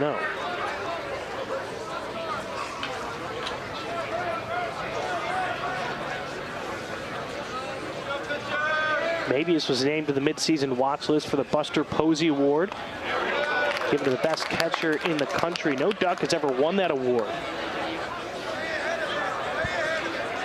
Last year as a freshman, played in 41 games, made 30 starts, mainly behind the dish. Finished 23 RBI, started a lot behind the plate before Chase Meggers returned to the lineup as he was injured early on. Hoskinson misses near the back foot of the left-handed bat, 2-1.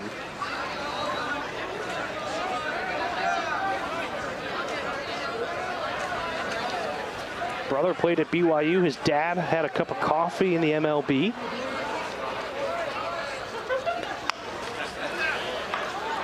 Little dribbler towards the third base coach's box for the second strike on Mabius. It's 2-2.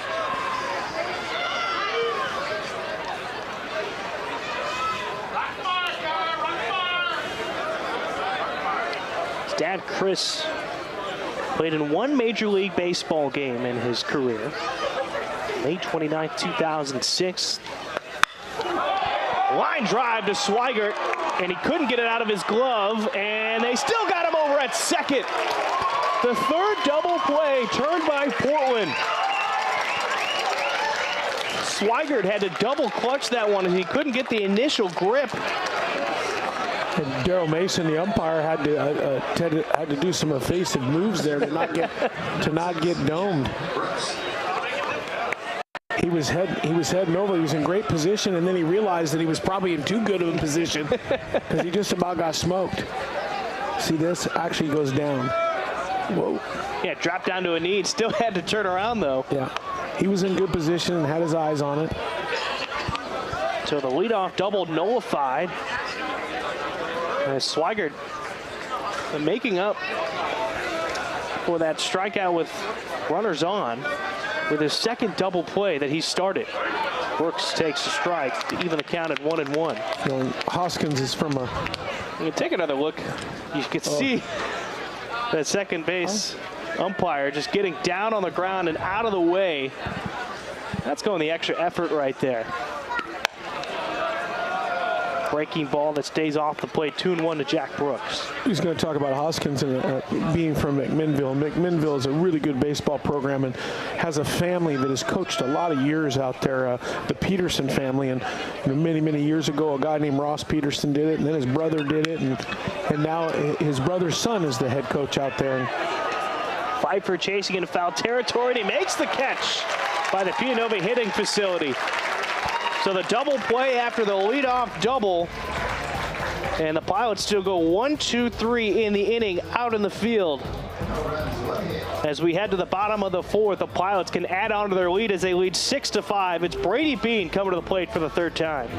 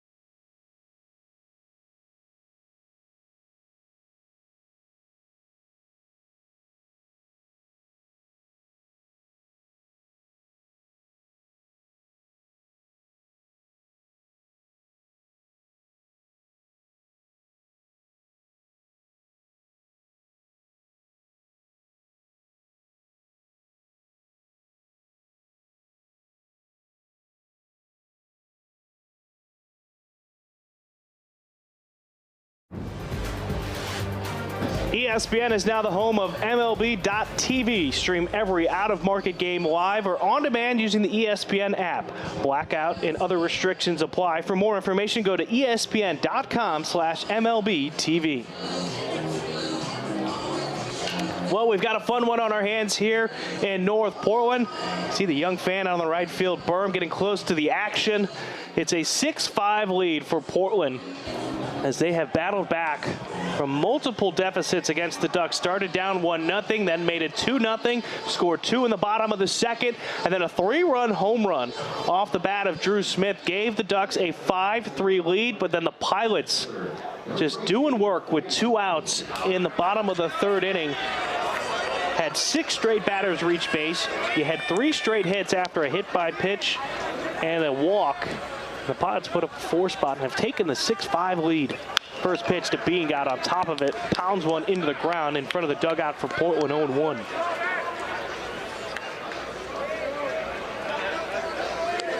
So the official stat line for Miles Gostola, 2 2/3, 5 hits, 6 runs. They're all earned.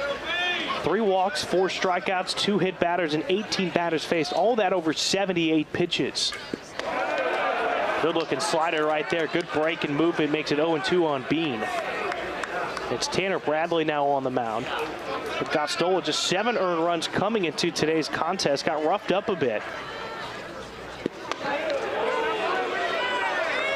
Bean didn't move too much right there, especially lower body, but missed getting hit by the ball. 1-2.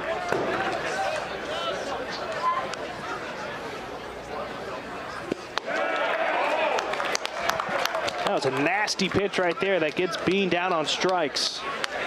1 out for Portland to start the bottom of the 4th. That'll bring up Jonas Salk, who's 0 for 2 today. A ground out over to first to Jaxa, and then a strikeout in the 3rd.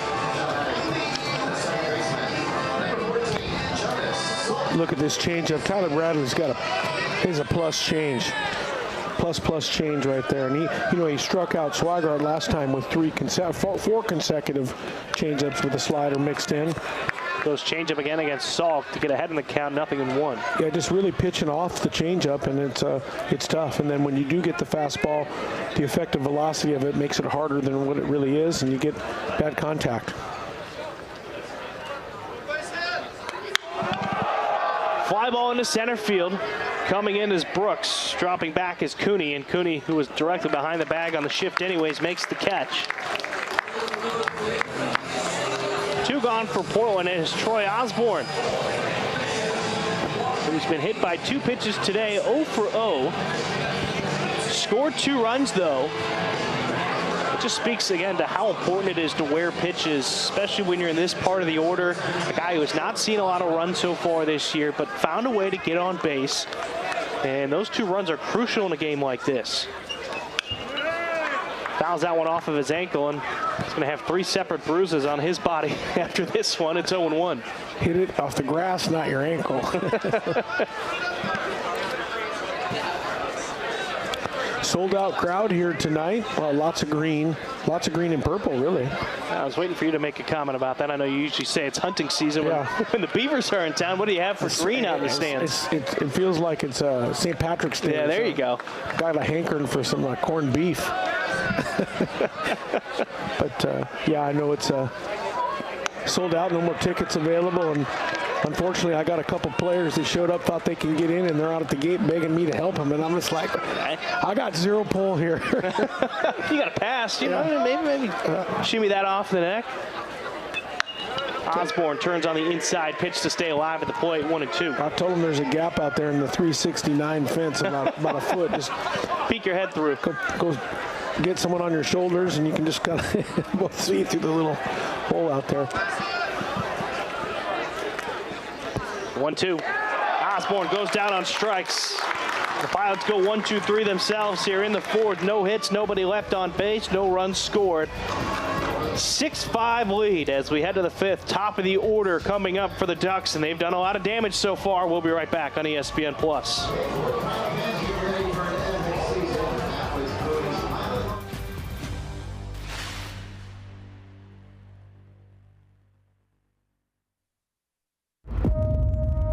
After 6 years of military service, Tech Sergeant Barubi wanted to plant roots and watch them grow.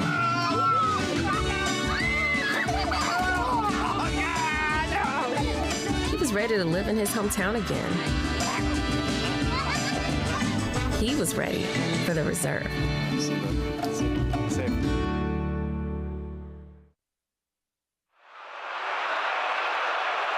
Clutch Seats. Get in on the action. Don't miss the save. Scoring tickets has never been easier. Get your tickets now at soldout.com. Soldout.com is a proud partner of the West Coast Conference.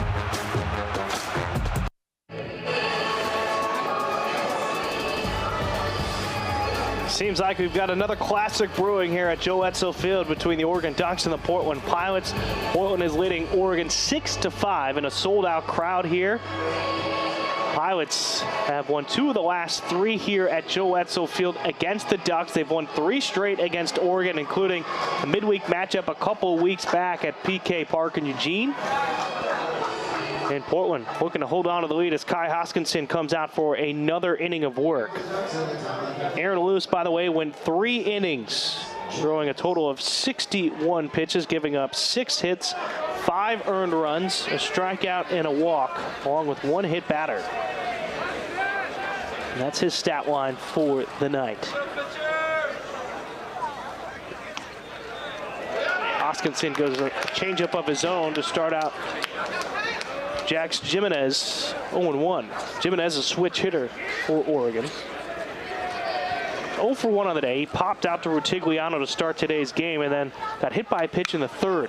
Sends a fly ball out into left. Pfeiffer getting behind it just in front of the warning track. He stops and he makes the catch. Yeah, we didn't talk about it, but Pfeiffer made a really, really good catch down there by the Andy Pianovi hitting facility. That foul ball, he came a long ways from the gap all the way to the corner there and made a good catch. Pretty good job for a guy that normally is behind the dish. He's got to run a long ways in a tight area down there. Tight area, sort of unfamiliar territory too, with the Pianovi hitting facility right there near the edge of the field, so you have to watch out for that one. And then even missing the very edge of the roof too. You're sort of balancing a couple different aspects to the field, and Pfeiffer, again, just a freshman, navigating that left field area well right there. We haven't talked about it, but the Pianovi shirt looks pretty. It used to be green, and they painted it gray, and they got a brand new wheel out there, all purple, and then repainted Andy Pianovi's name on the side of it. And you know, Andy Pianovi was a big-time scout around here, and a big-time Catholic family that was big here on the campus of University of Portland. And it's nice to see his name painted up there again. Yeah, it looks sharp. Really pops over there now. Coached 2 of his grandsons at LaSalle High School, so had my time around Mr. Pianovi, and he'd come out and watch his grandsons play. Talked with Coach Loomis about the Pianovi hitting facility, and he said he'd put that up there with any of the other schools here in the Northwest. It's top-notch for what they're doing with the Pilots program. It's a 4-pitch walk to Jaxa as he reaches base for the 3rd time today. And just needed a slight facelift, that's all. I like the gray. It's nice. Yeah. They added the padding. The padding might have been there. I don't remember, but I just remember it being green, but it looks good. As Ryan Cooney comes to the plate, looking to extend his 8-game hit streak. He's 0 for 2 with a couple flyouts to Cody Nidowitz and right. It was a productive out his last time up. Not that it necessarily mattered because Drew Smith smashed a 3-run home run, but it was a fly ball down the right field line that Nidowitz made the basket diving catch in foul territory. It allowed both runners to move up for Oregon. Fly ball into center. Bean flips his hips and makes the catch. And talking about home runs, take a look at what Drew Smith did the last time he was up at the plate. 1 for 2 today. Just got a pitch that he could really handle. Barreled it over the left field wall. Wasn't really even it was really a line drive. It just hit a line drive out of the yard. The wind is blowing out and it is warm, but yeah, did not miss that pitch. And I don't know if you saw that. 109 career RBI for him, 7th most in program history for Drew Smith. And he sort of bounced around a bit. You know, he normally started as a second baseman infielder. Osborne throws down on the late steal attempt, and they throw out the runner. We'll pick it up next time Smith is at the plate. Jaxa's caught stealing. Nobody left on base after Jaxa walks. Smith will come back to the plate in the 6th inning for the Ducks. It's 6-5. Portland leads. We head to the bottom of the 5th.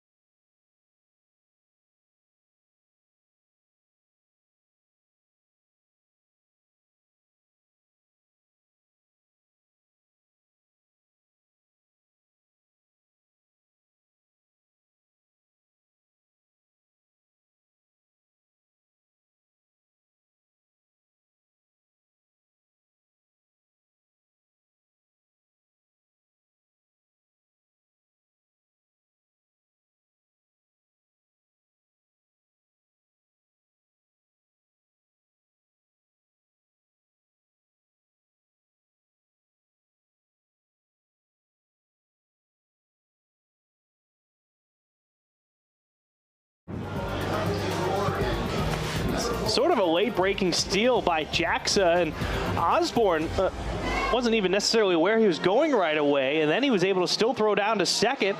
Salk applying the tag here, and yeah, it looked like he got him just before that hand got on top of it. Good call by Daryl Mason. Yeah, a little delayed steal there where the runner, instead of a straight steal, he went with an extra shuffle. He was really trying to steal on the middle infield, but hard to fool Mr. Salk. Got there in time, and the umpire was in good position. And a great throw by Osborne. Yeah, who has not played a whole bunch behind the plate this season. Toby Twist takes over on the mound for the Ducks, making his 8th appearance on the year, has a 2-0 record of 4.79 ERA.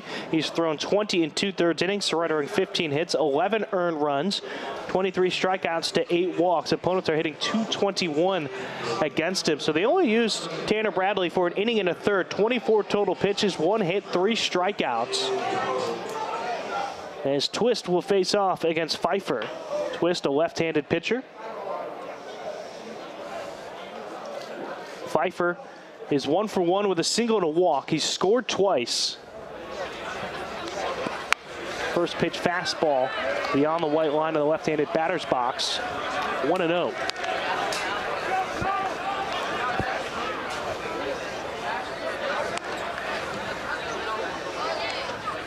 When you look at the bottom of this order for Portland so far, as Pfeiffer takes ball 2 low and inside, you've got a redshirt freshman, true freshman, redshirt freshman, and then a sophomore. And Rutigliano, just his first game this season, but they've been productive there. 6 through 9 for Portland in this game against the Ducks, as Pfeiffer takes one at the knees away on the strike. 2-1.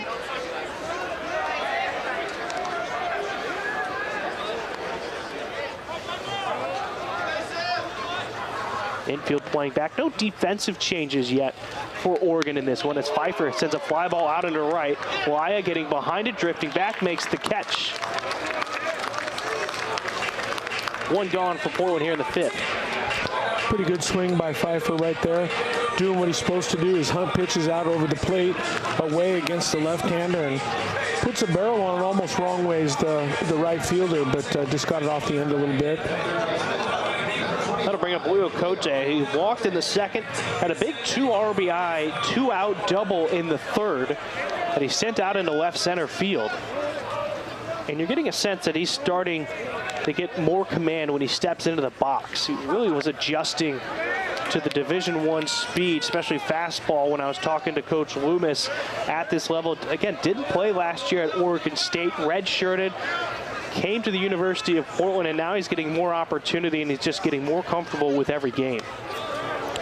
Well, I've only got to be here a couple times with you, but every time I've been here, he's been in the lineup, and he's played well. He's a good addition from the Beavers. It's only fair. The Beavers have taken a couple pilots over the last few seasons. Ground ball right side, going to be handled by Cooney. He has his feet on the outfield grass, and Cote is retired.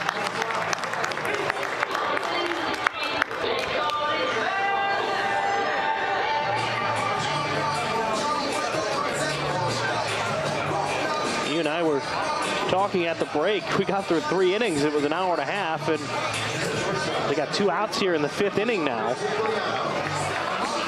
It's crazy how this game is. You go 3 innings, an hour and a half. We'll go 3 innings in 15 minutes.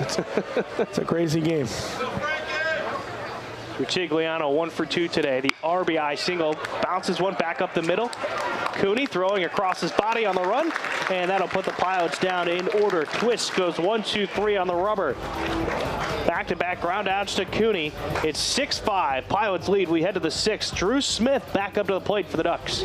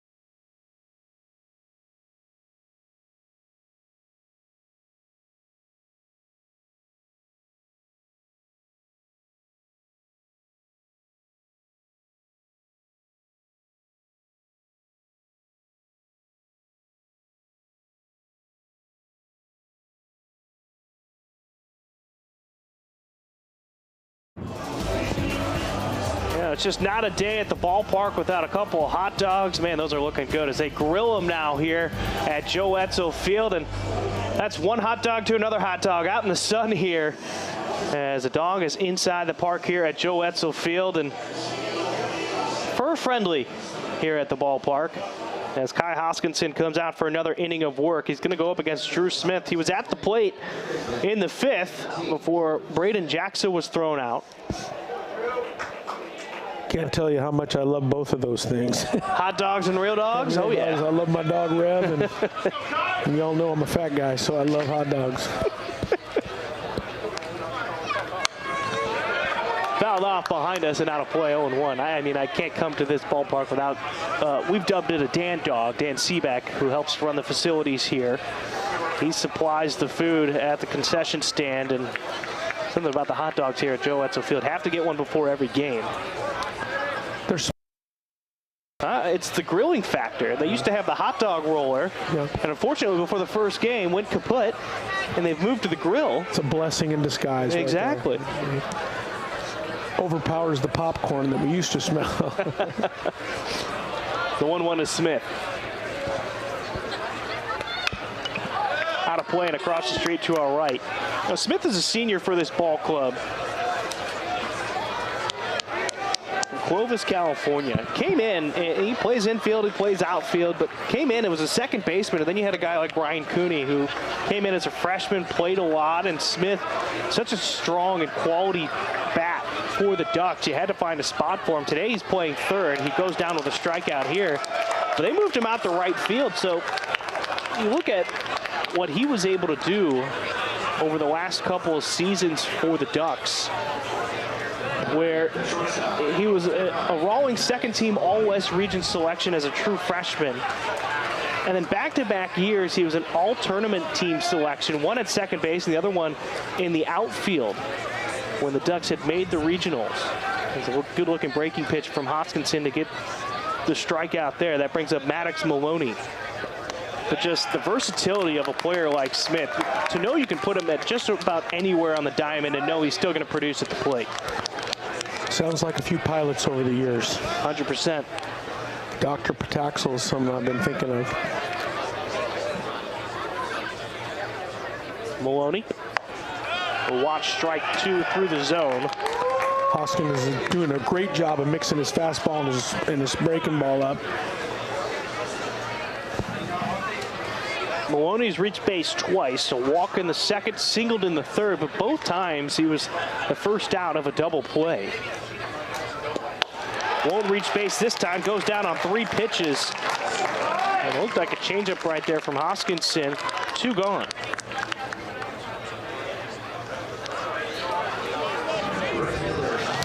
I think it's a slider here. We'll get a second look. Yeah, it's just his go-to. Yeah. Just his go-to slider.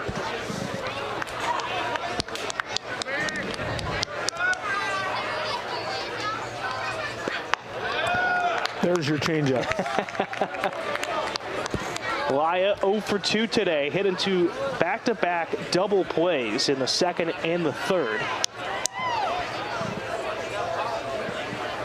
Went 3-6-3. It's a 1-hopper, 2-hopper over to Sulk, and the Ducks go down 1-2-3 in the 6th as Hoskinson has only faced 6 batters. He's looked good so far. As we head to the 6th inning, coming to the plate for Portland, top of the order, it's Nidowitz, Katayama Stahl, and Swigert.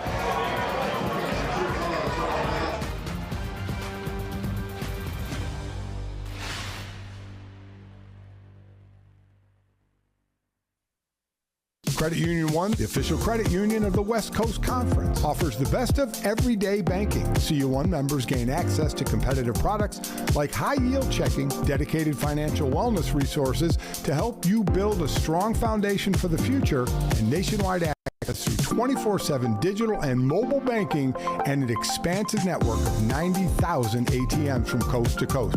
Discover better banking for all at cu1.com, federally insured by NCUA. Now is the beginning of the rest of your life. You're here. This is your chance to live it up.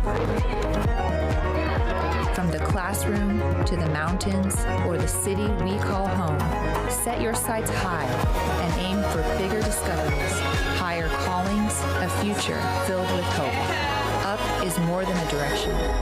It's a mindset.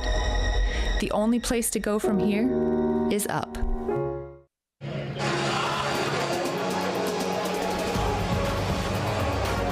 Toby Twist remains on the mound for the Ducks. And I stand corrected, by the way. Hoskinson has seen 9 batters, and he's put them all down now. And he's looked great.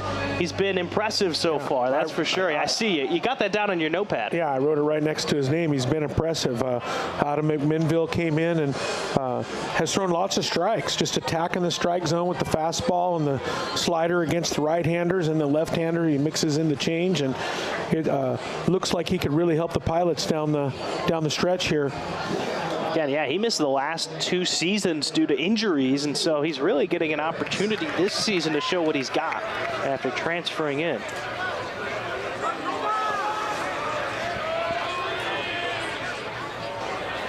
Cody Nitowitz switches back to the right side batter's box. It's 0-1.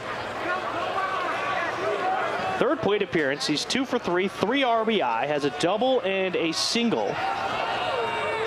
Now it's 13 RBI on the season.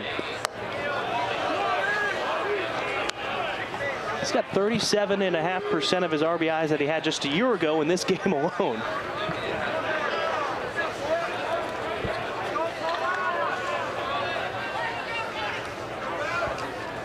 The 1-1.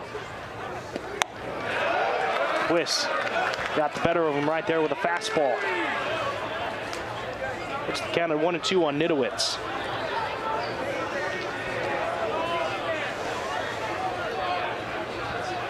Gainfield playing back for the Ducks. Nitowitz check swing. He kept the barrel back. They appeal down to Mason over at first.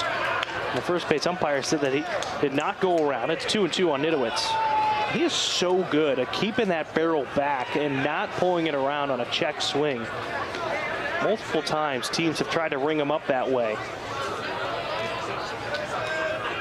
Great bat control from the redshirt sophomore. 2-2. Pops this one up. Should be playable for Jaxa. He's in foul territory. Back into fair territory, and he can't make the play. Nitowitz was jogging out of the box, thought he was dead in the water, and with the movement of that ball, it brought it back into fair territory, and Jackson couldn't make the play, and so Nitowitz stands over at first after the error. Yeah, we talked about the Ducks coach bringing out the machine, shooting balls into that territory, and I think that the young man ranged over towards that. Look at a second look, he ranged over and then realized it was coming back fair. Hey, quickly mark that one down, an error. Yeah. It happens. It does, yeah. And the crazy thing about the game of baseball is the same thing happens at Little League. It happens at Babe Ruth. It happens at high school. It happens at Johnny Junior College. It happens at Division I, and it happens in the big leagues. It just happens less. And everybody, will make an error here and there. So. Yeah, we saw that happen a couple weeks back with Leo Cote over at first. And it's one that just gets away from you. All you can do is shake it off, and hopefully it doesn't add to the Pilots' lead if you're the Ducks. 6-5 right now as the first pitch bounces into Mabius behind the plate to Katayama Stahl. It's 1-0. Katayama Stahl 1 for 1, reached base 3 times today, though. Had a single in the first with a stolen base, walked in the second, was hit by a pitch in the third.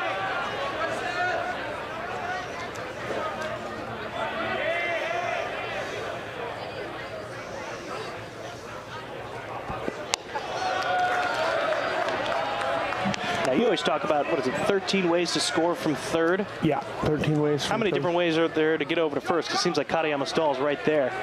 Walk, hit by pitch, has a hit.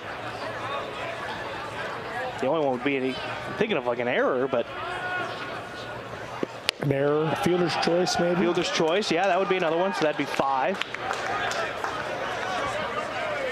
But he's just been productive, and that's what makes him so valuable at the top of the lineup for the Pilots and Jeff Loomis. He loves guys who get on base, doesn't matter how.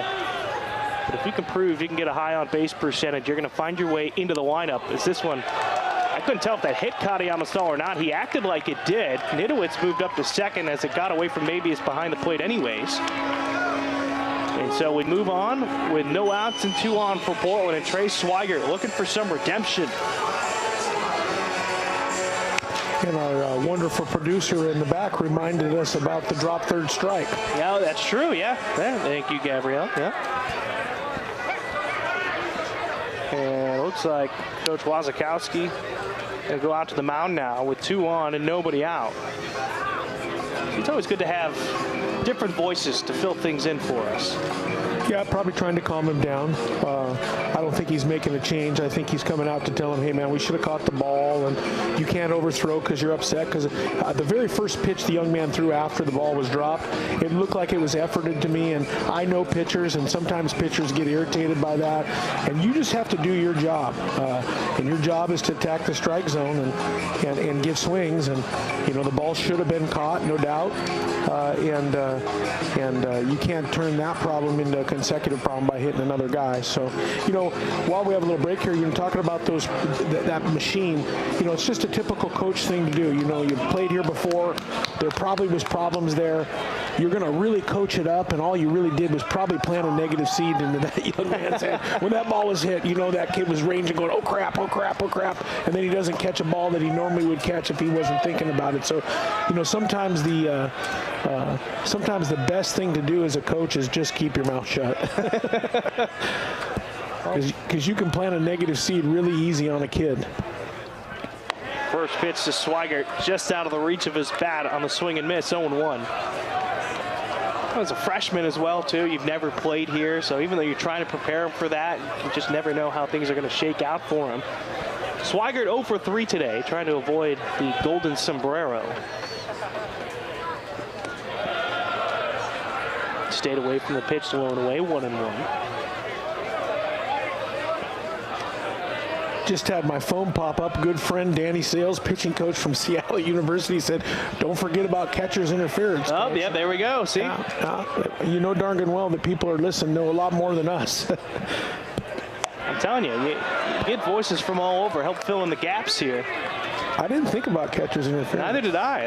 That didn't pop up in my mind.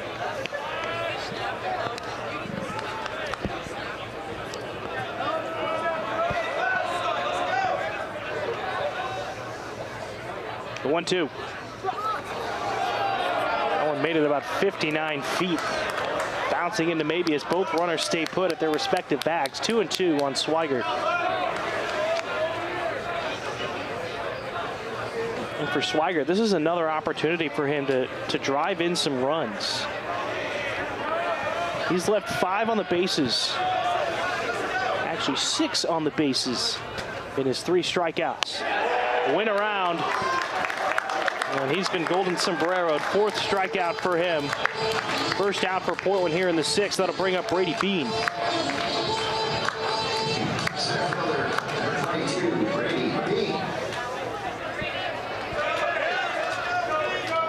Some defensive movement here by the outfield for Oregon as Bean steps up. Bean is 0 for 3 today. Came in with one of the better averages for Portland this year, hitting .288. Gets on top of it, down the third baseline. They're going to let that one go foul. Smartly played by Smith. We'll go back to the 0-1 count. Being a couple flyouts, one to center, one to right, and then a strikeout in the 4th.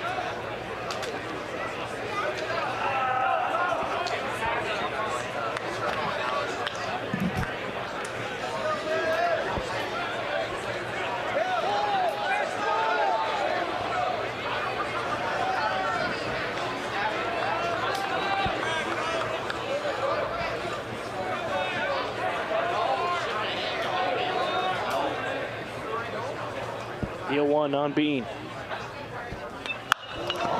Well, he got all of that one, but way out ahead of it for a long strike. It's 0-2. I'm hoping you didn't park in that parking lot over there. I'm going to tell you that when I was coming in today, that's in the Child Center, and there was these gentlemen setting up all the, did you see all the scaffolding to fix the Child Center?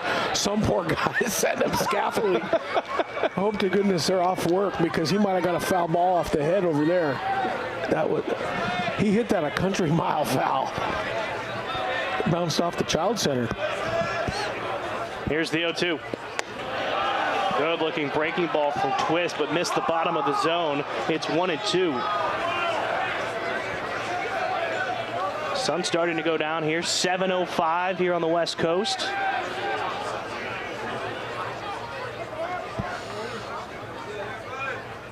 The 1-2 from Twist. Breaking ball back up the middle. Backhanded by Cooney.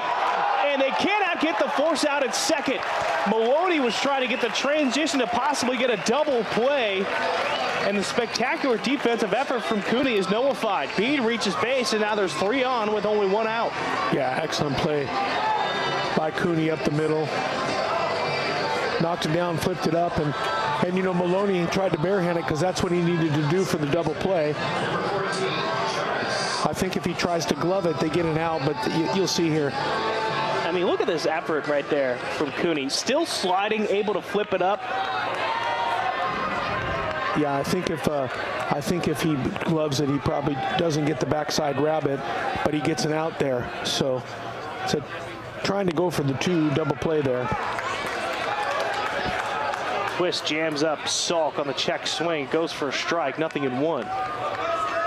So you got 3 pilots out on the water right now. Nidowitz over at third, Katayama Stahl at second, Bean is at first.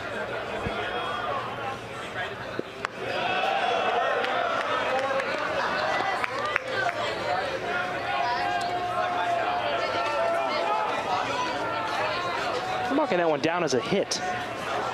Well, I think it is a hit. I mean, the guy dove for the ball, knocked it down, and flipped it up. And like I said, I think if Maloney just goes 1 and done there, they probably get an out there. So that's a little bit of a tough one.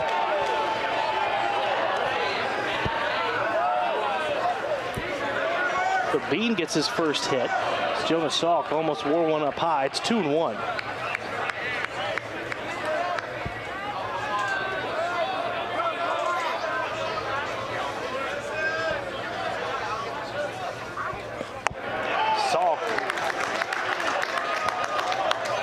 The off speed there, 2-2. And what a wild first 3 innings this one was. 2-0 to 2-2 to 5-2 to 6-5 Portland, and then it's been goose egg since, as Salk has worked himself to a full count as that one is put into the dirt.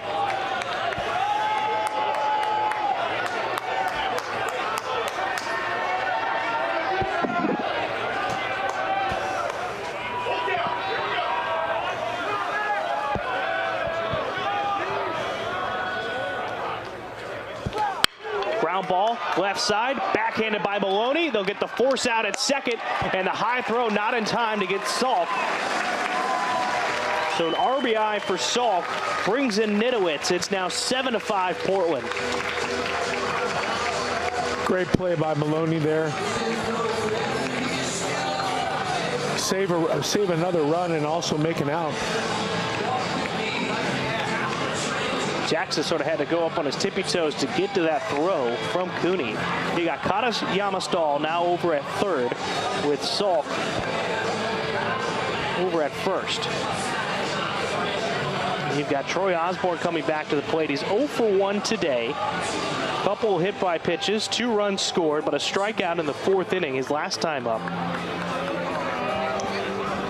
And Coach Loomis, if you take another look at that last play, yeah, Salk was already past the bag by the time the ball got to him. So fielder's choice for Salk. Brings in the run and an RBI for him, and I think we might have another pitching change. Wazakowski making his 2nd appearance to the mound in this inning.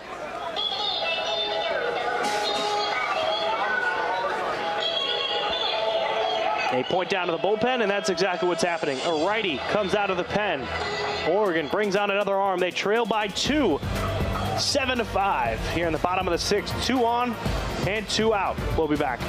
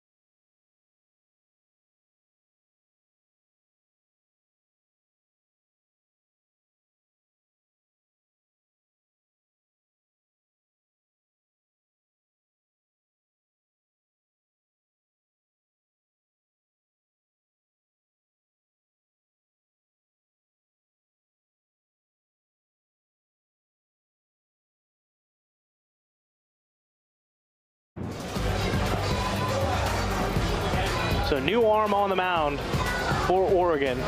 It's Luke Morgan, the sophomore from Grants Pass, Oregon, from Lassen Community College. Has a 1-0 record so far this year through 13 innings pitched. He's got a 5-to-1 strikeout to walk ratio, 15 strikeouts, just 3 walks, has a 2.08 ERA. He's making his 10th appearance. Opponents are hitting 186 against him on the year. 3 earned runs that he's given up in his first year in a Ducks uniform. Now he's going to inherit a couple runners on base with 2 outs. You've got Katayama Stahl over at third and Salk over at first.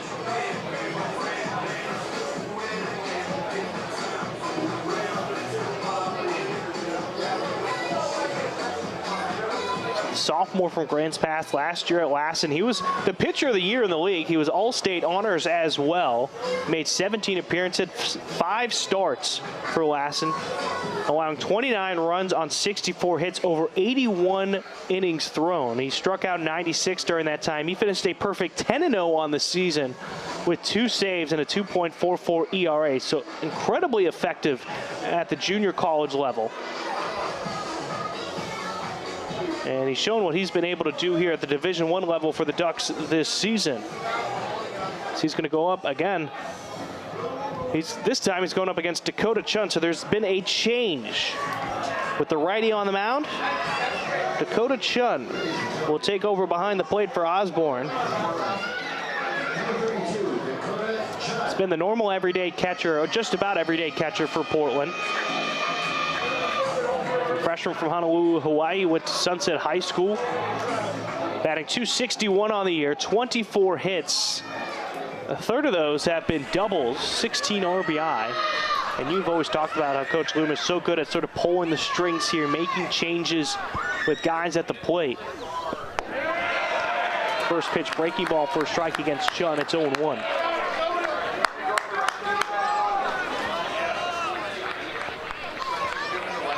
Chun is making his 28th appearance on the season.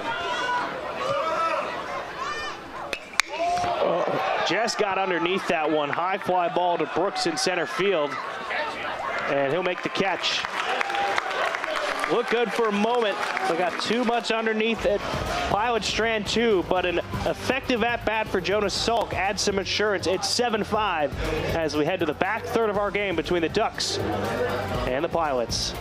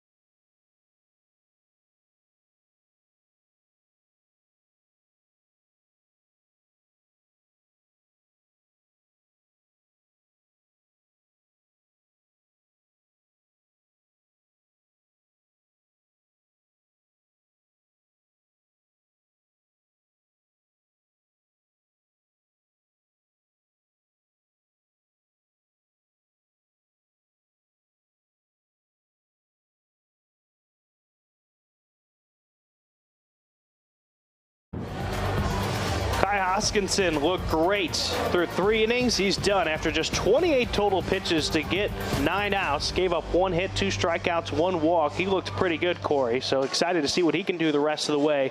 Now it's Morgan Codron's turn as he comes out of the bullpen, making his 6th appearance on the season. Has a 1-0 record, a 1.80 ERA. Through 10 innings of work, 3 hits given up, 2 earned runs, 13 strikeouts to 4 walks. Opponents are hitting a low 0.97 against him this year. Now he started as a weekend starter for Portland against Purdue the opening weekend of the season, then suffered with some discomfort in the arm, didn't play for a bit, but over the last couple weekends he's been making appearances out of the bullpen, so he will take over with a 2-run lead.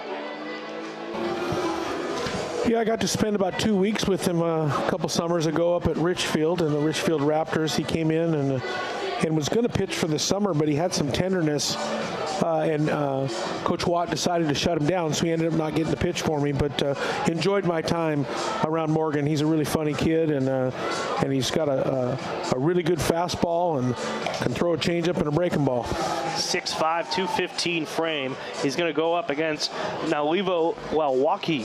Walwaki's looked good today, too. 2 for 2 with a couple of doubles as the designated hitter.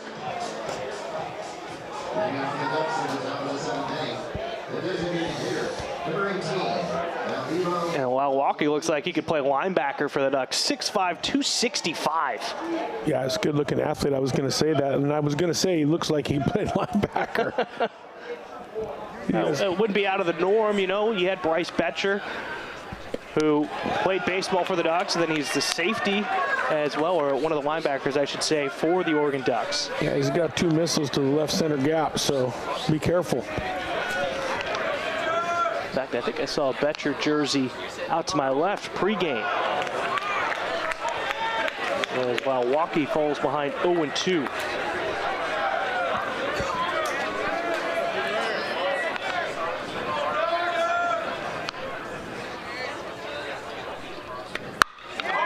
He got a hold of that one, down into left field and over the fence. Yeah, wow, that's a big league carcass.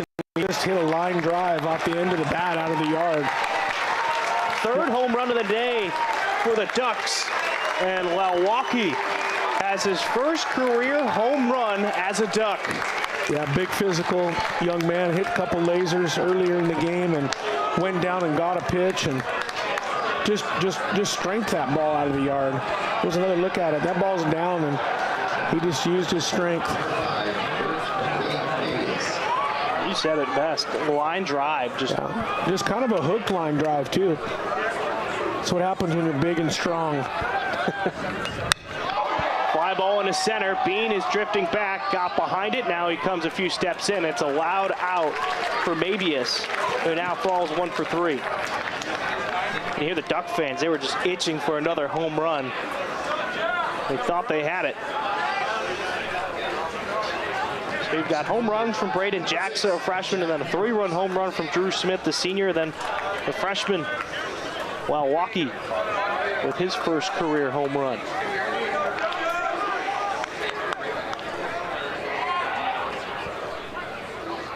Jack Brooks steps to the plate. He's 0 for 2 today. Strikeout and a fly out into foul territory that was caught by Isaac Pfeiffer down the left field line.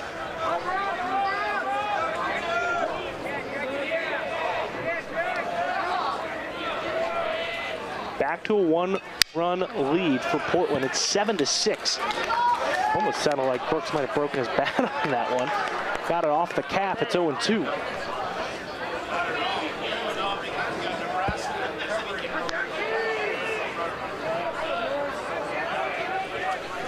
Chun behind the plate's the only defensive change for Portland in this game so far. Couldn't frame it in the zone there. 1-2. Pfeiffer still in left. Bean in center. Nidowitz in right. Cote at third, Rutigliano at short, Salk at second, Swigert over at first.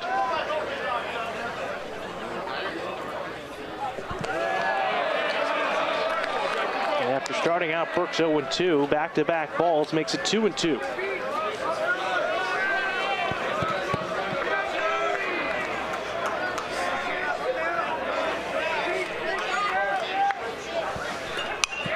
Fouled off and out of play towards the Chiles Center, 2-2.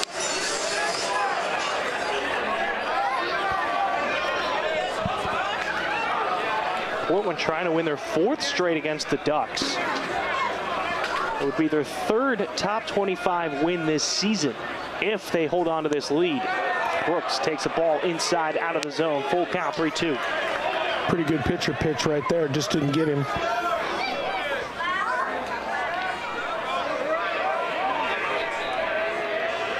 Hayden Siegel has gotten up in the pen for Portland. Brooks fouls this one off of himself.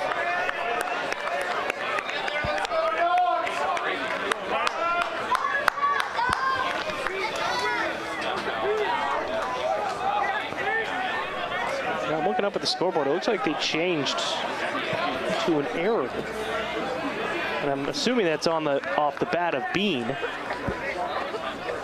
They originally ruled a hit as Brooks takes ball 4. So 1 out and 1 on. They go back to the top of the lineup to Jax Jimenez. Yeah, it's that play up the middle where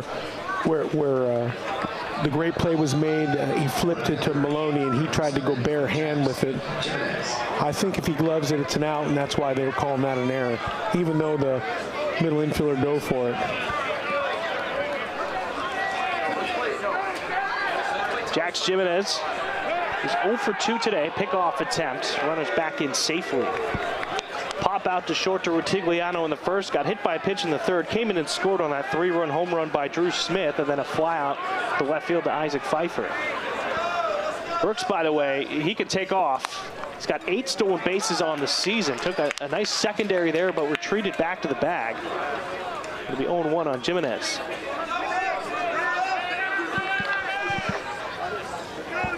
Cote playing off the line at third. Rutigliano playing more up the middle. The Pirates are looking for another double play ball. They've already turned 3 today against the Ducks.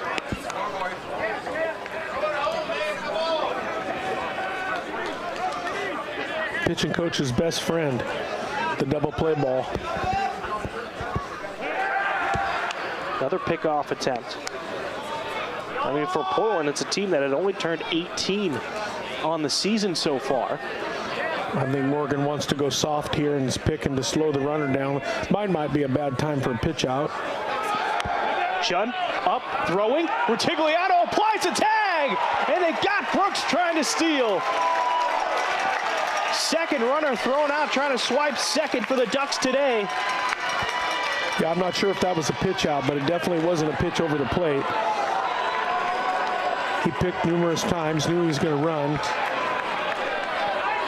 So Osborne threw one out, and now Dakota Chun threw out another. Nobody on base with 2 outs. Another look, this ball beat him by a bunch. Again, it goes back to what you were talking about, that sort of bringing that ball down the line from second. As Jimenez misses that one, it's 1-2. Yeah, at the higher levels now, they don't even teach it to throw to the bag anymore. They throw it up the line a little bit. Now, at our level and the high school level, if you do that, you don't get to tap the helmet and have a replay. So you got to throw it to the bag. But they shorten the distance by going to the other side of the bag there. Jimenez stayed away from the soft pitch out of the hand of Cadron, 2-2. Really good catch and throw there.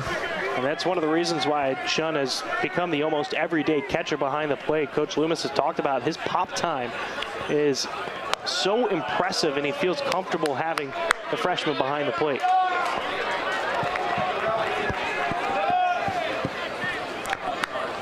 It's a big out. Guy gets to scoring position here in the middle of the order. It's a problem.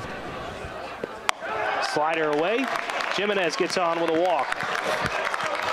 So back-to-back walks by Cadron, but you caught the runner stealing.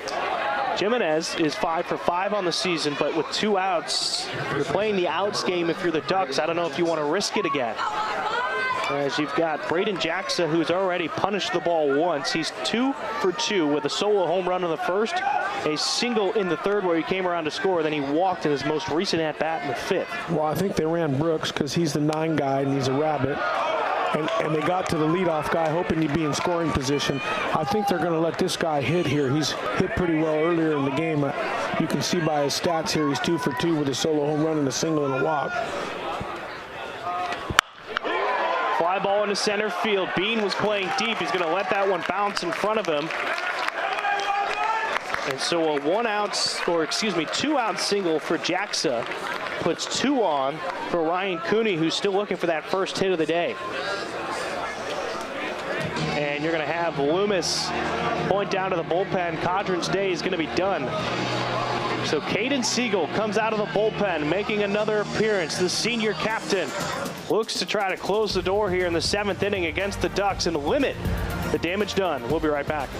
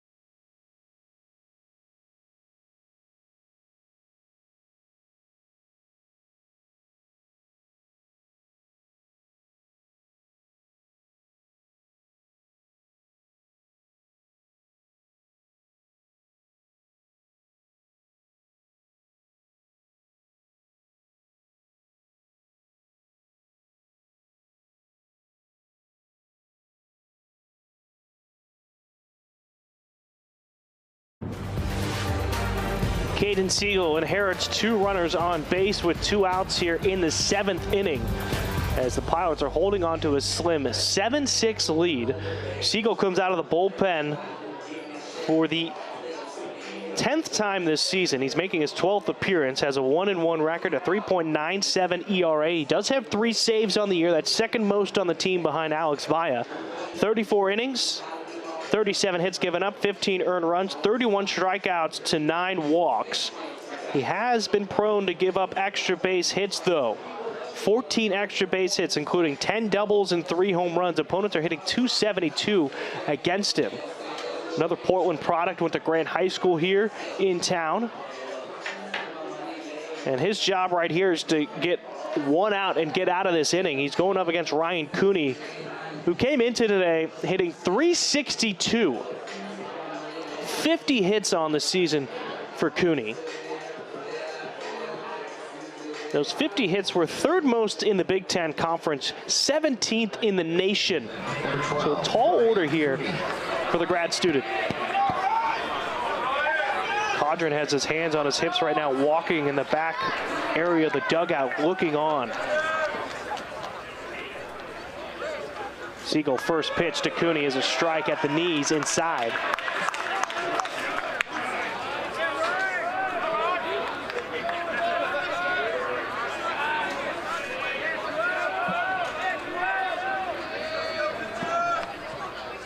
The 0-1. Slider that couldn't find the zone. 1-1 to Cooney.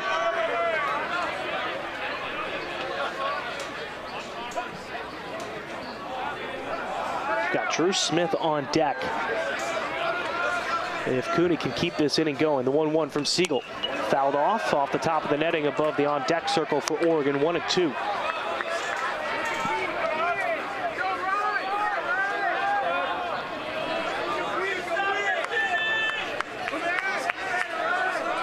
Right now, Cadron, 2 hits given up, 1 earned run, 2 walks. He is responsible for the 2 runners on base. 1-2 from Siegel. Cooney barrels it back up the middle. That's going to send the tying run around. Jimenez will score, and it's a 7-7 ball game in the 7th inning.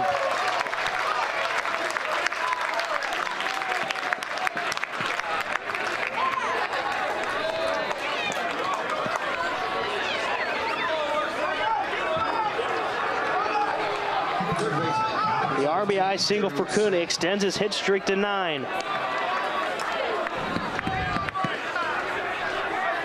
Just left that one belt high, and Cooney, you can see the emotion on his face, finally getting that hit. Sends Drew Smith to the plate. He's 1 for 3 with a pop out, a 3-run home run, and a strikeout.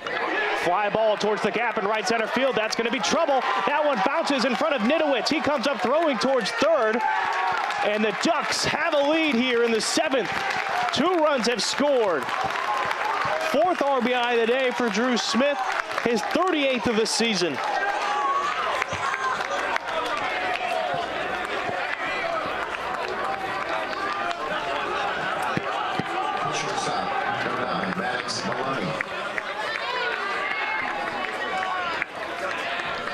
Now it's Maddox Maloney's turn. Got runners on the corners. Cooney made his way to 3rd. Big swing and a miss. He's going to get some more pine tar for the gloves. So the Ducks have plated 3 here in the inning to take that 8-7 lead.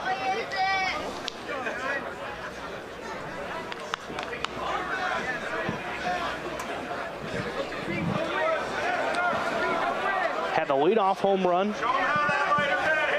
Then you had a fly out. You caught the runner stealing. You had 2 outs. You're feeling good about yourself. Then a walk and 3 straight singles.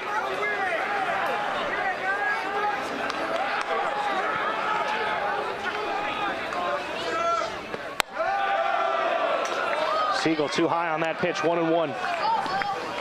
So the final stat line for Cadron, 3 earned runs.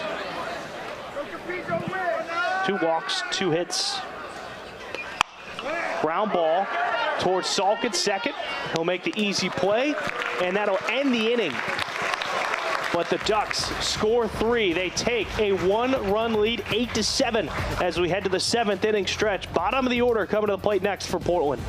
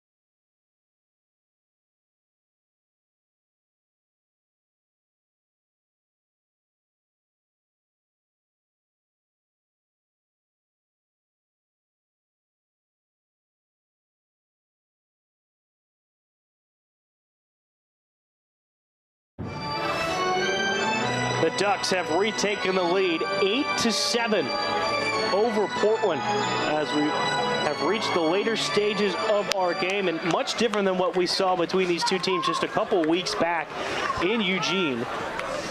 3-0 win for Portland off of 8 hits, just 2 hits for the Ducks, and the Ducks took that personally. 11 hits so far today. It's turned into 8 runs, 3 of them being home runs.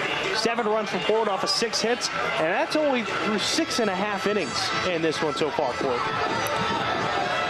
Yeah, they haven't missed some barrels at times. A few guys in the order have just really barreled stuff there. A lot of baseball left.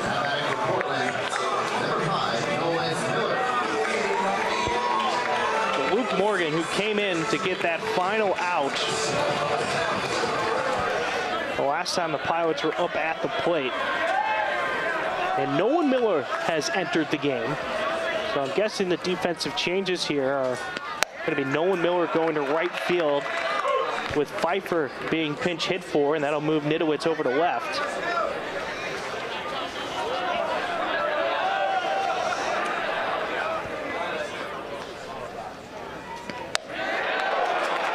Miller quickly falls behind 0-2. Miller's hitting .244 on the year, making his 29th appearance. He has 21 hits, 18 RBI.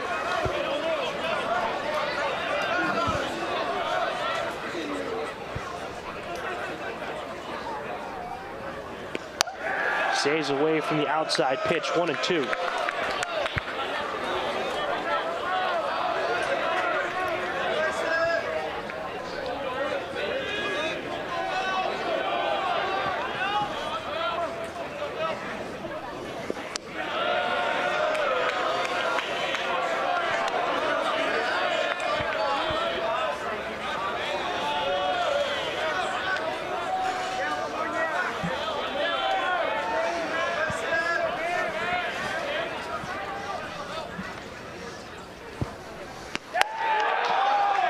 Close right there, and Miller, who fell behind 0-2, now has himself at a full count, 3-2.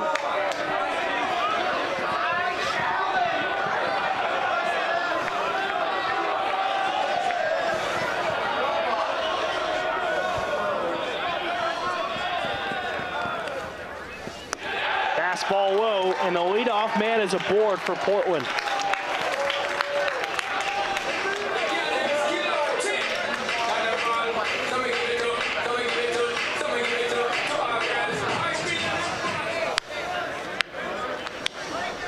Now Portland's going for speed on the base paths. You've got a pinch runner coming in Brooks Avery.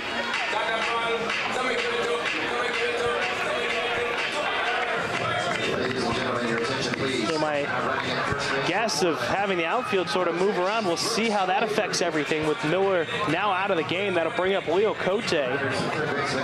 Cote's 1 for 2 today. A walk in the second, a 2 RBI double in the third, and then he grounded out his last time up in the fifth. Yeah, he's in move-em mode. He's got to do a couple things here. Number one, he needs to be patient, let Ricky run, or he needs to sacrifice him over, or he needs to find a way to get a ball hit that he can get to second base. Breaking ball for a strike to start Cote out, 0-1.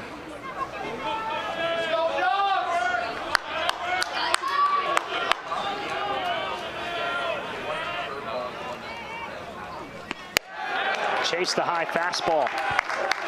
So Morgan again, head 0-2 on the batter.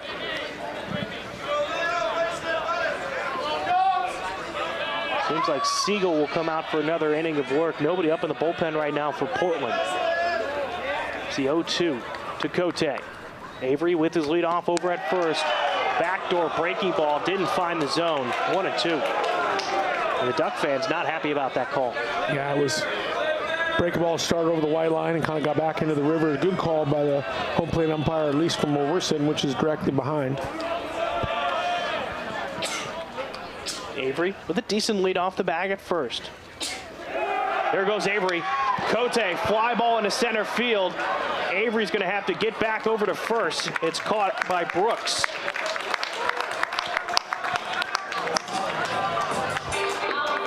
And it looked like Avery had a good jump right there. Could have made it to second. Cote thought he had a good pitch to swing at, and honestly, not a bad piece of hitting right there. Unfortunately, it just hung up in the air too much for Brooks. Yeah, Brooks did have a great jump, but Cote's down 2 strikes, 1 and 2.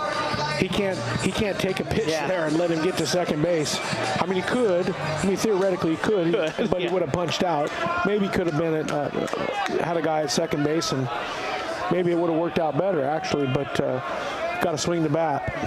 Brings up Frankie Rutigliano, 1 for 3 today. Goes after a high pitch, 0-1. Strikeout looking in the second, an RBI single in the third, and then a ground out to second in the 5th inning. Looks to have a productive at-bat here.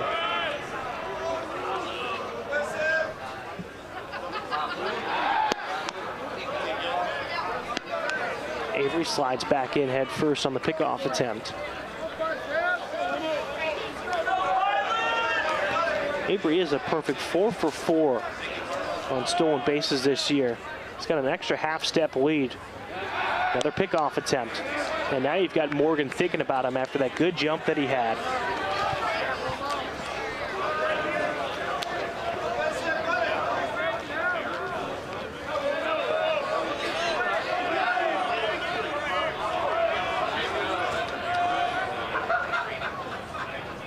There goes.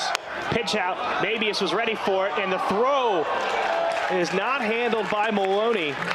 And so Avery gets into scoring position. And it was a pitch out right there. The Ducks were ready for it, but the throw was offline. Yeah, the ball was too far up the line. And you know, an interesting thing that they actually did an old school pitch out where they actually went out in the other box and the catcher stood up. But I'm a firm believer in throwing a ball over the white line and having the catcher get out like he normally would rather than to stand up, because I just think sometimes when they stand up, they don't have as good a throw. I mean, he was dead to rights if he makes a good throw. Yeah, get another look at it right here. It's just way too far up the line. The 5th stolen base of the season for Brooks Avery. 1-2 to Rutigliano. Strikeout. 2 gone for Portland here in the 7th. That'll bring up Cody Nidowitz. Nidowitz is 2 for 4, 3 RBI with a 2 RBI single in the second and RBI double in the third. And with the righty on the mound, he'll be batting from the left side. Just a fastball up.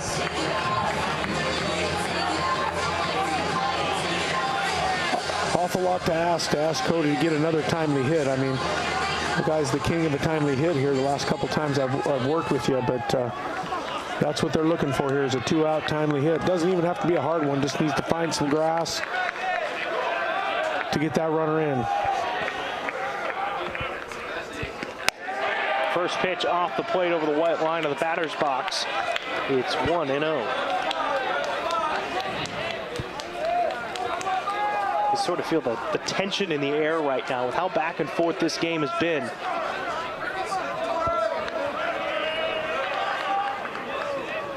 Portland had been leading since the third inning. Nidowitz fouls it off out of play to our left, 1-1. Until that 3 spot in the 7th by Oregon to take the 1-run lead, 8-7.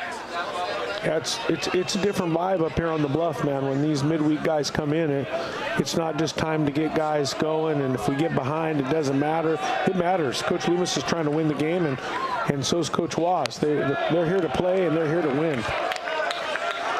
I mean, how big would it be to have your 3rd top 25 win of the season? Especially with this young group, too. Yeah, it builds confidence in the players and gets them to even believe more than they maybe already are believing. But they're facing an uphill battle right now as Nidowitz watches ball 3, missed the bottom of the zone. It's not like you want to have Kadiyama Stahl come to the plate either. Well, like I said, base all 4 times. Rolled that order, and now they're getting a spot here where get a timely hit, and it could turn into another timely hit, and they could have a lead. 3-1 from Morgan. That's ball 4. Nidowitz gets walked. He reaches base for the 4th time tonight. He's a bad rash is what he is. So Kadiyama Stahl, 1 for 1 today, believe it or not. Had the single in the 1st inning with a stolen base. Since then, he walked in the 2nd, hit by a pitch in the 3rd, and walked in the 6th. Like we talked about in the pregame, Mr. Emotional Stability's up. This isn't a big moment for him. He's going to put an at-bat together, and he's either going to get out or he's going to get a knock. But what he's not going to do, he's not going to get beat between the ears. First pitch fastball above the knees away, 0-1.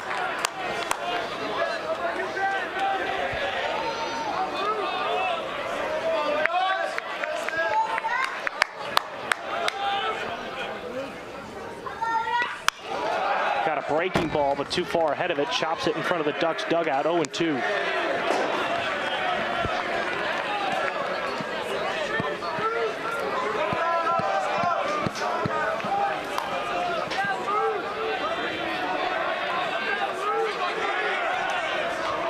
No wind at the moment. Here's the 0-2. Check swing, sends it into the netting behind home plate.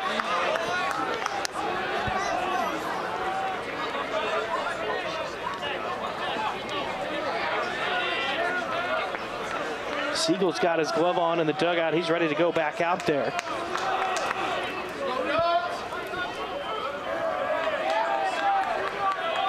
Pilots looking to tie this one up. The 0-2. Kadiyama Stahl drives it deep out into right field. And Yamo! My eyes don't lie, Brian. 3-run shot, and the Pilots retake the lead 10-8. There is not a moment too big for this young man. That's impressive, man. That is so cool. That is his 8th home run of the season, 24th RBI. And you talk about winning innings, Corey. You gave up the 3 in the top of the 7th. You get 3 back here in the bottom of the 7th. The sweetest stroke. Yeah, I'm so impressed by this young man. Like I said, it takes years of playing baseball to get to a point where between your ears doesn't affect your performance. And we saw it with Pataxo, and we saw it with Holcroft, and we saw it with a bunch of guys that have come through here. And he's a young man, and he has it young. He has it super young. Swigert starts out 1-0. That's the 5th home run in the last 7 games for Kadiyama Stahl. Yeah, I'm going to tell you, man, that kid might play in the big league someday. I mean, he has the kind of makeup to do that kind of thing. Breaking ball inside to Swigert, 2-0. It's a huge at-bat for the Pilots, and gets buried, check swings one's off, and just hammers one out to the dorm.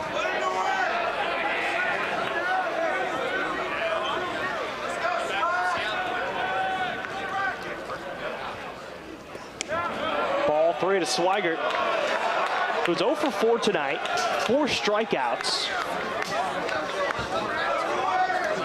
The unfortunate title of the Golden Sombrero.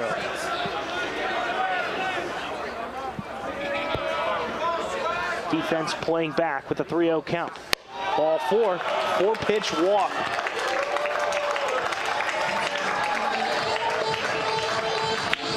Yeah, when you look back on this game, you're going to say, hey, the guys at the top of the order did some cool things, but the real reason they're having success is that the bottom guys are doing what they need to do, which is find their way to get to base and then get to the top of the order and have Cody have a great at-bat and have Stahl hit a bomb, and now Trey's walked, and it could turn into more.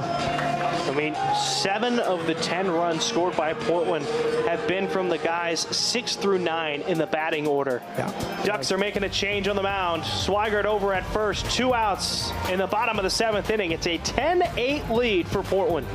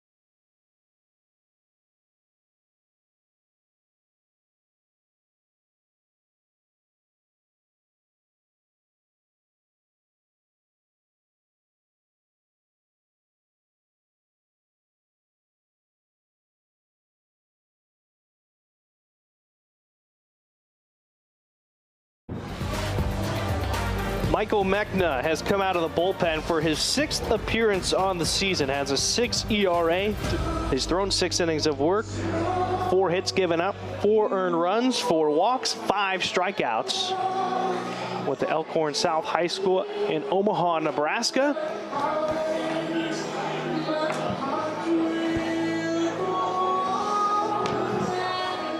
Correction, the numbers I were reading for the Big Ten Conference. My apologies. His conference play so far. This is what he's been doing so far on the season. Mechna is making his 14th appearance out of the bullpen. 3.71 ERA, 1-0 record, 17 innings of work, 18 strikeouts to 8 walks. Now he's sort of in a hold position here. Swigert over at first after walking. Bean is 0 for 4.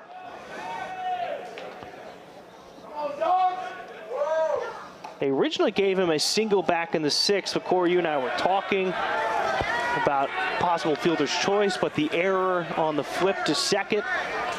So he's reached on an error. He's flown out twice, and then he had a strikeout. Slider that breaks away, 2-0 to Bean.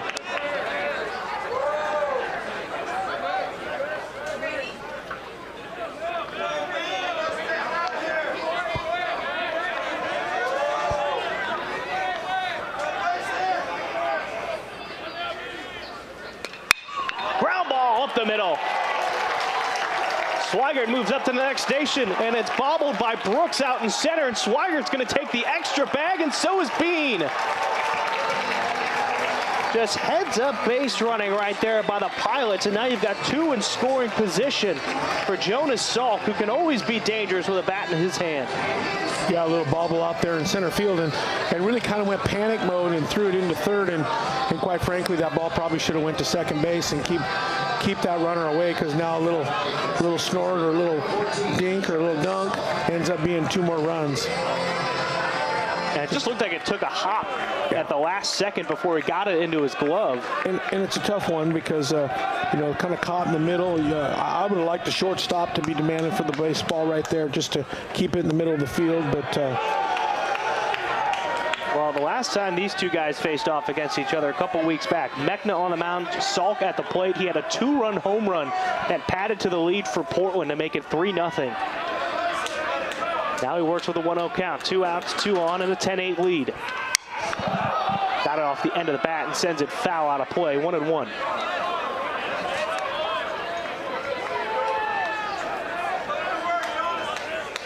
Again, you've got that pull side shift to the right-handed bat. Cooney, the second baseman, now stands on the left side of the bag as we look out. We've got the first baseman in Jackson almost playing second base.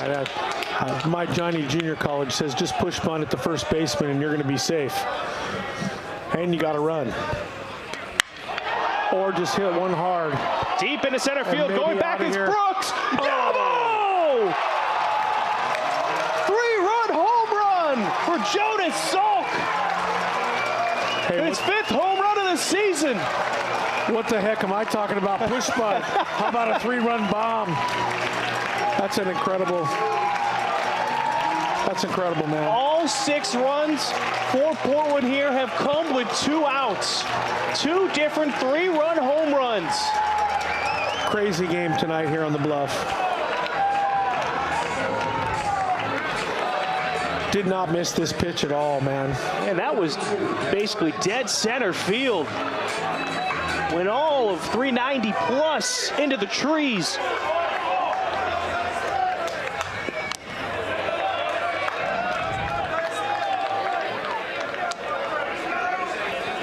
So now the Pilots lead 13-8. 6 runs here in the 7th inning.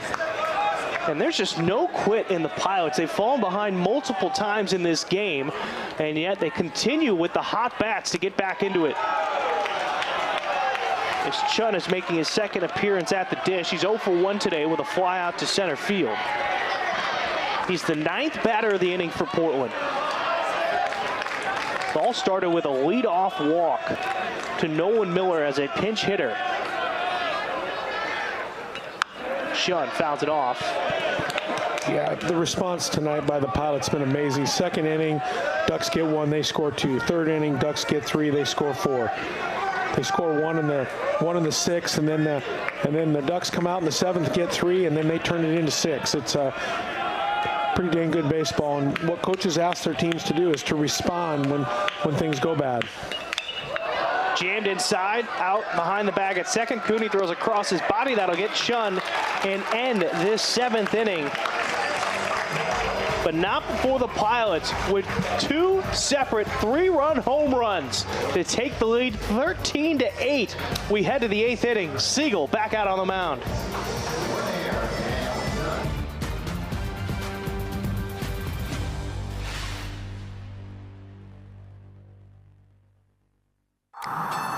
You have the power to write your own story, create new possibilities, and set new standards.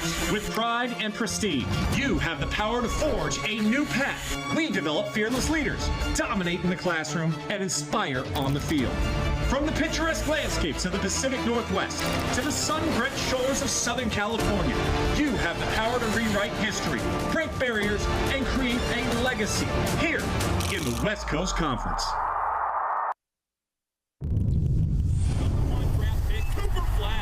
GSSI profile complete. How much sweat are you willing to lose? Because when you do that, you can surpass the hype. You can inspire generation after generation. You can compete against anything.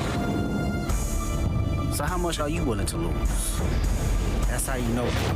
Hey now, say now. How much you willing to win? Hey now, say now. Hey now, say now.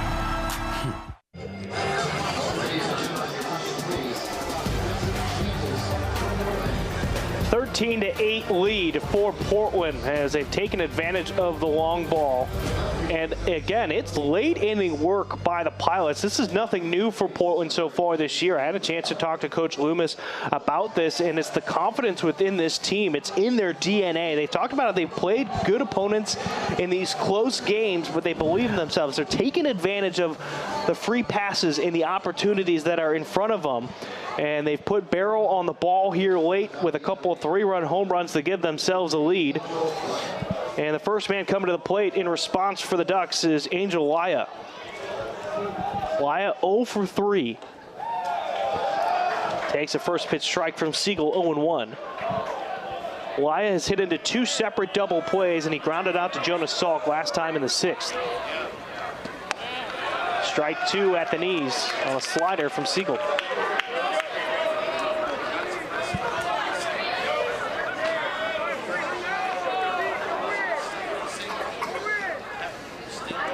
This one bouncing in.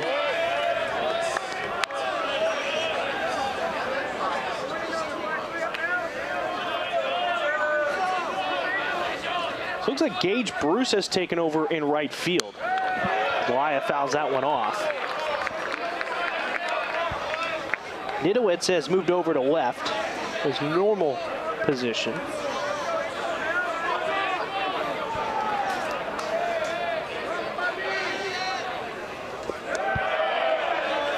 You've got Landwehr that has moved over to third. His first action in today's game, so he takes over for Cote. Salk still at second, Swigert at first, Rutigliano still playing up the middle at short. As Elia almost got hit right there, tucked the hands in off the glove of Chun. It's a full count, 3-2.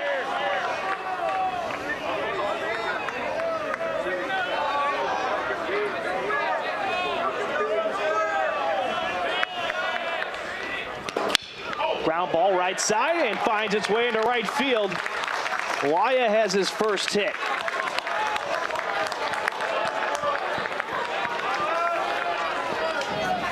Now coming to the plate, it's going to be now Levo Walwalki, and he has looked good today. 2 doubles and a home run right there. The solo shot to start that 7th inning where the Ducks scored 3 and momentarily took the lead. Walwalki has been impressive.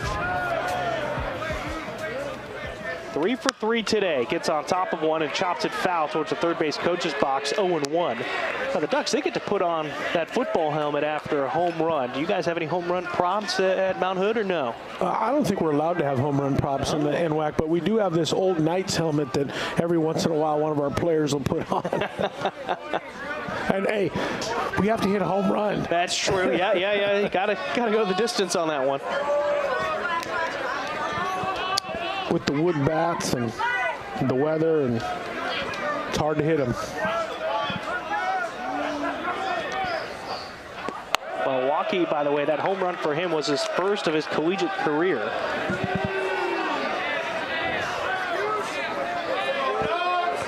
Now working with a 1-1 count.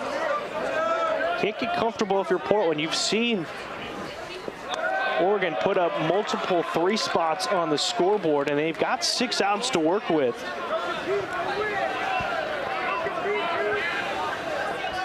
Leadoff man already reached base on a single. Walwalki, 2-1. Oh my goodness. Thank goodness he got ahead of that one. That guy had that scaffolding's in trouble again. If no one can see it because they're not there, and I probably don't have a camera you can see it, but there's some big scaffolding going up, and these poor guys are setting it up, and we keep hitting balls at them. 2-2, and Walwalki chases the high fastball from Siegel, and he's retired for the first time tonight. So with 1 gone and 1 out, that'll send Berkeley Mabius to the plate. Number 5. Good pitch here. All of his hits have been belted down and challenged him with an elevated fastball that he couldn't reach to.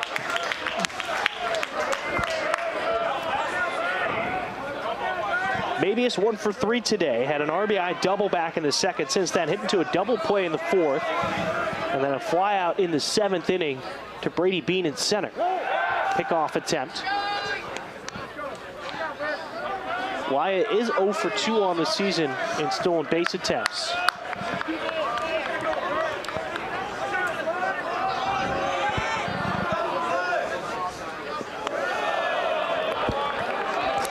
Ducks are probably not going to be moving anybody right now. They're down to limited outs.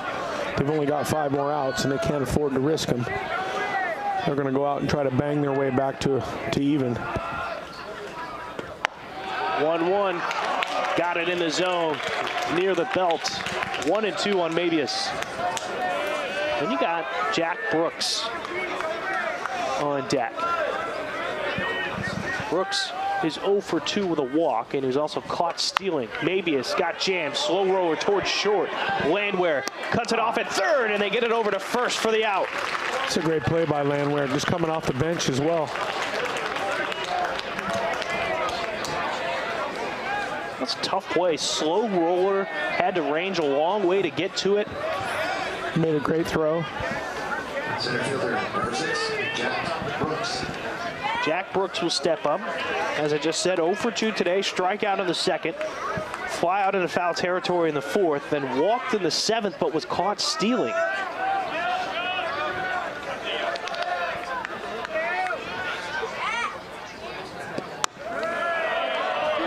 Inside near the shins, 1-0.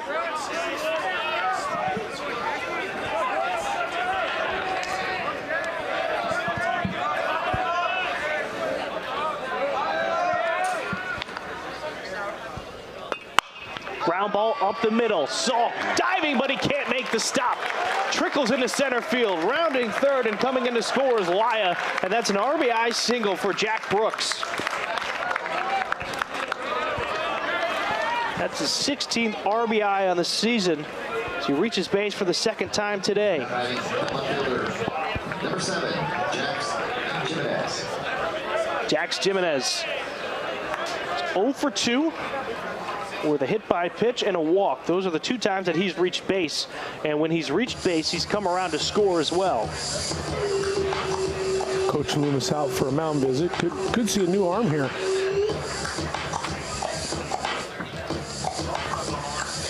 Looks like Vaya warming up, the righty, who's been terrific in close opportunities this season.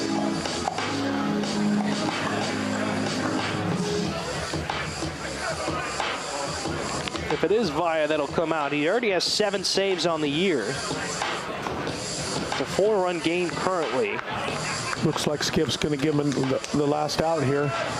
It's one of those conversations you walk out and you talk to him, you got Vaya going, and you say, hey, how you feeling? And if he says good, I want the ball, then you turn around and go back and give him an opportunity. The big thing is get a swing before that guy at first base gets to second base. Want to take the pressure off the pilots, is just don't let another run score here.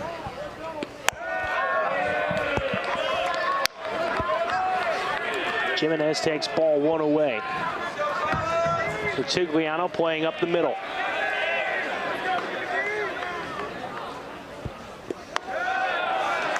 Siegel comes back with a strike at the knees, evens the count at 1-1. I know the Ducks are part of the Big Ten Conference now. This score right now looks like Big Ten football, 13-9. Touchdown, multiple field goals. Jimenez, though, drives it deep into right. Bruce, though, is camping underneath it. It's just allowed out. Too much underneath it for Jimenez. They strand the runner over at first. They do get one back. It's 13-9. We head to the bottom of the 8th inning. 7, 8, 9 due up for Portland.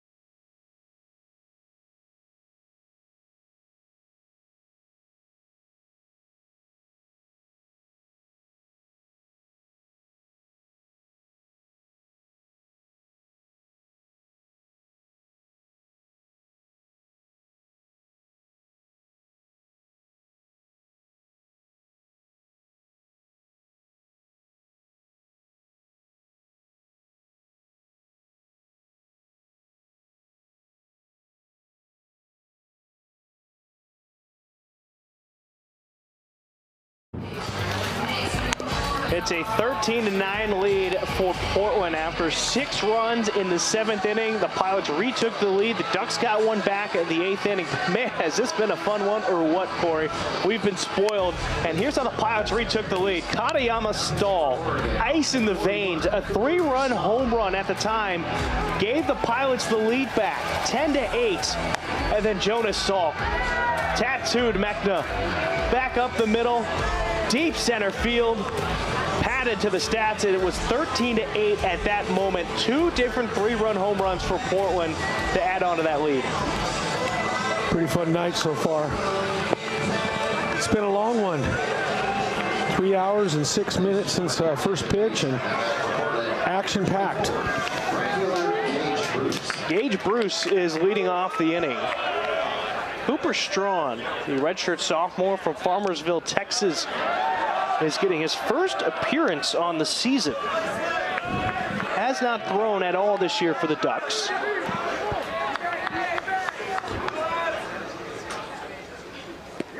He's a transfer from Weatherford College.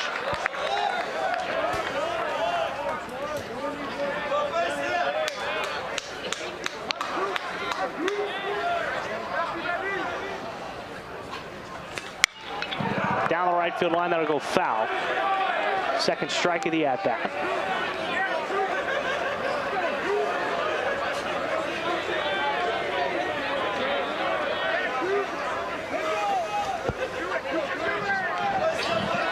Bruce hitting .303 on the year, 10 hits, 8 RBI. Stays away from the elevated pitch, works back to an even count at 2-2.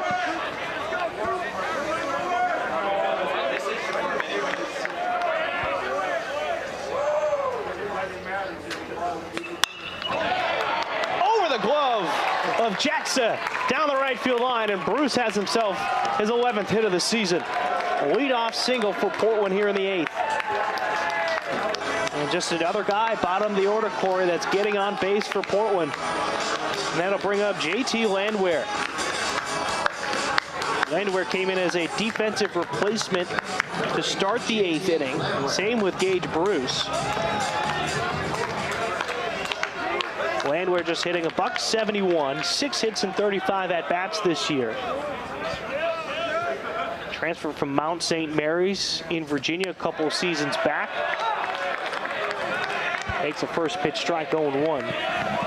He led the nation in getting hit by pitches his final year at Mount St. Mary's. Joking around with the SID here for Portland. When he talked to him about transferring to Portland, he said, jokingly, as one of the reasons that he came to UP, Pilots played him that season, one of the only teams to not plunk him throughout the year. And he said, yeah, I'll take my chances on the bluff. Two-way player for the Pilots. Seen him on the mound multiple times. Can man the hot corner like we've already seen so far. Nice play in that 8th inning. Here's the 1-1. Foul territory. Jackson giving chase, and it'll go out of play. And there's a nice souvenir for one of the lucky fans over there. Bet you get a hot dog for that ball now. You turn that in? There was a lot on that grill. I saw it a couple innings ago.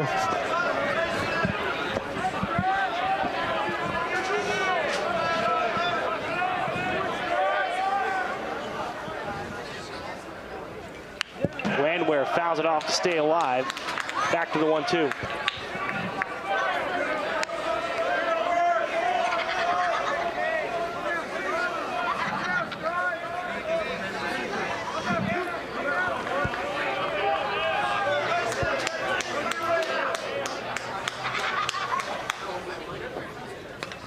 Landwehr sends it into center field. Brooks, though, the quick jump makes the catch on the run. He made that catch look effortless right there. He ran a long way to catch that one. Yeah, he went late deep, too. He was going to... The ball was hit, and he ran a long ways, and then he got his hands up like it was going to fall down. I mean, he acted like it was going to fall down and try to double him off, but he realized that he wasn't going to fool him. Frankie Rutigliano 1 for 4 today. Couple strikeouts, had an RBI single in the 3rd and a ground out in the 5th. Strikeouts on each side. of his day so far in the second and in the seventh. First game of the season for him.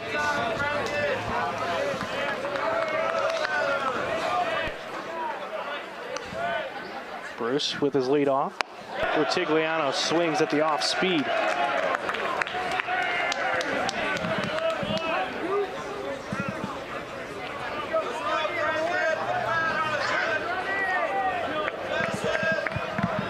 Looks like Oregon is playing double play depth up the middle. Rutigliano stays away from the slider that drops low and away. Evens the count at 1-1.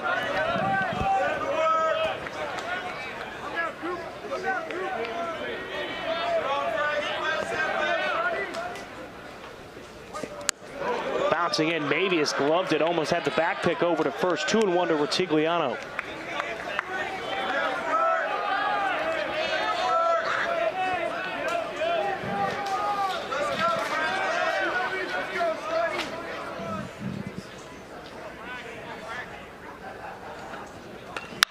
Rutigliano over to third. It's gloved and throwing across the body to get the force out at second was Smith.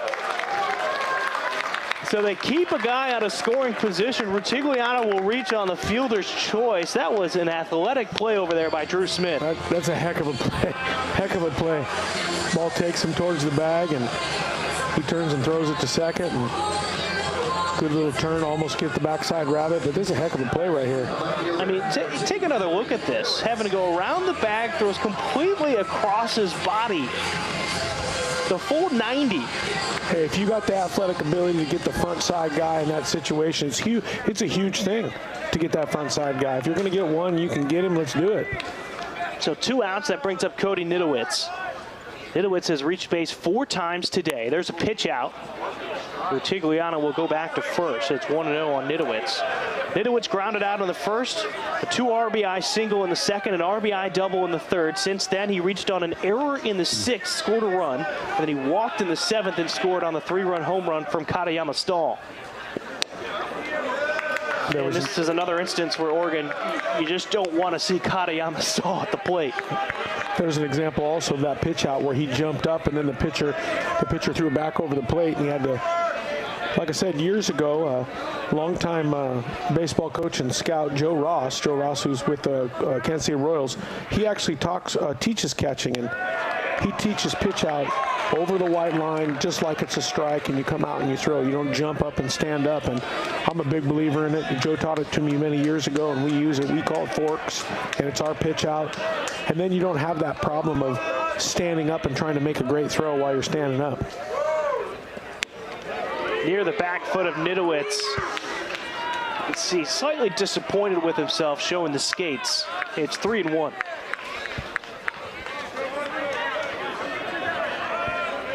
Bottom of the 8th inning, back and forth game. It was 2-0 Ducks, then it was 2-2, then it was 5-2 Ducks, and then it was 6-5 Portland, 7-5 in the 6th. Runners going in Rutigliano, and they got him. Oh, hold on a second. He said ball 4.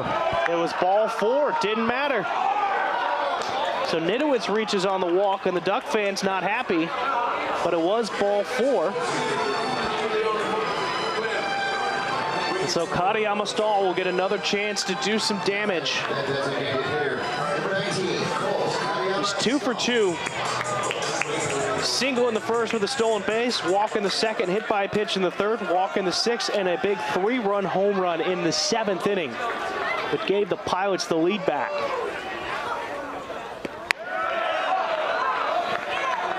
Got a breaking ball, backdoor for a strike, 0-1. But as I was saying, it was 7-5, and then a 3 spot on the top of the 7th inning made it 8-6. Or excuse me, 8-7, and then 6 runs by the Pilots in the bottom of the 7th inning, thanks to 2 3-run home runs, made it 13-8, and then 1 run here in the 8th for the Ducks. They're trying to keep the Pilots off the scoreboard again here. It's been difficult tonight. Katayama Stahl takes strike 2.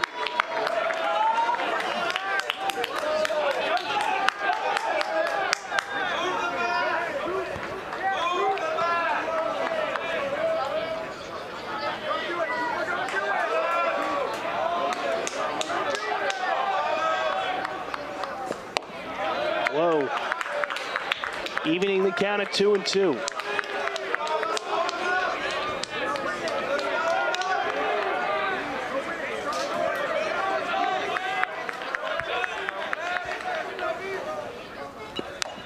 Fouled it off just enough and maybe is frustrated with himself. He couldn't glove it to end the inning.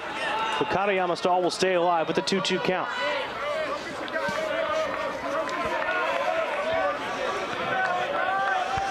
Four-run lead.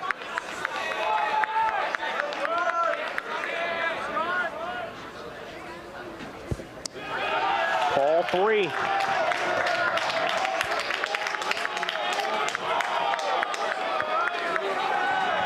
I mean, just quality at bat after quality at bat for Katayama Stahl tonight.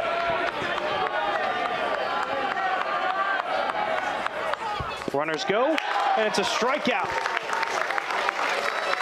Strawn gets out of it without giving up a run. It stays 13-9. We head to the 9th inning, the final 3 outs, but they have to go through Jaxa, Cooney, and Smith in the heart of the order. Vaya entering the game for Portland.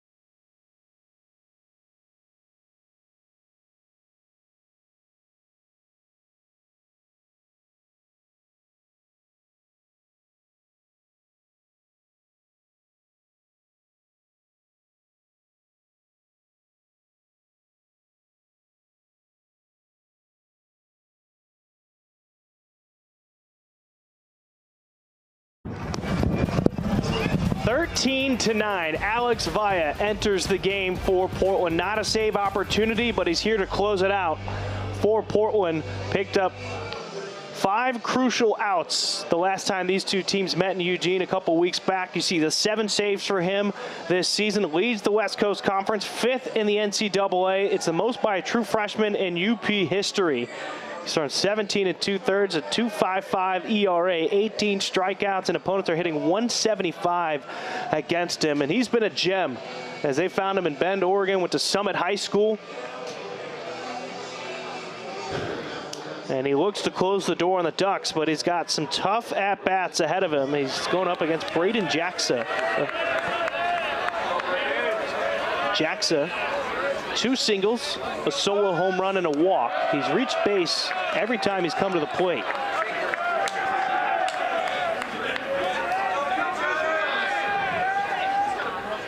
Freshman catcher playing first base tonight against the Pilots. Pounds this one into the ground. High chopper, charging it is Salk. What a beautiful play right there by the second baseman. That was difficult. And he made that look easy. Only thing he could do is attack it and try to push through it on the short hop, and that's exactly what he did. Came through, pushed through on the short hop, little glove flip over there. 1 gone for the Ducks here in the 9th. I watched Coach Holcroft hit that in infield, outfield, the high chopper and the push through with the flip, so they do practice that. Ryan Cooney picked up his first hit of the night in the 7th inning. It was an RBI single, which extends his hit streak to 9 games. He's 1 for 4 with 3 flyouts. Vaya goes high, fastball above the letters. 1-1's the count.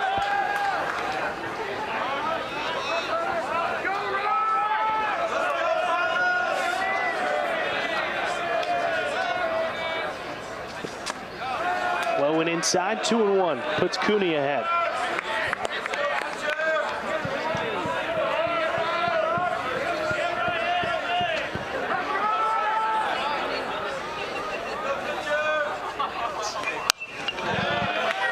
Looked like a slider there at the top of the zone, foul back behind us, 2-2. Pilots looking to win their 4th straight against the Ducks.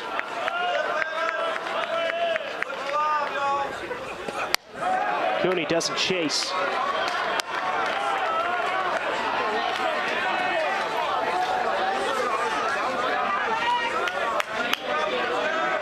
And it'd be their 6th win in the last 7 games against the Ducks. Cooney gets on with a 1-out walk. Drew Smith, 2 for 4, 4 RBI on the day. Had a 3-run home run in the 3rd, had an RBI single in the 7th. This young man's had a nice day. He's also played some great defense at third base. Yeah.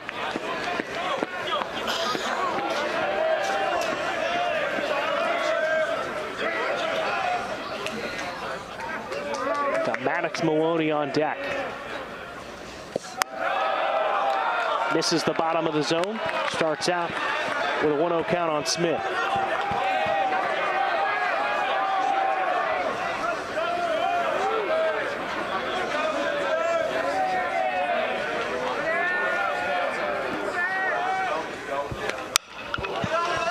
This is going to go foul.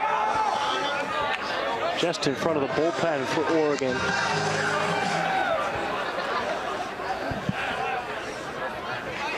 I just don't feel like anybody's comfortable right now in this stadium with the runs back and forth between these two teams. You've got the heart of the order coming to the plate right now for the Ducks.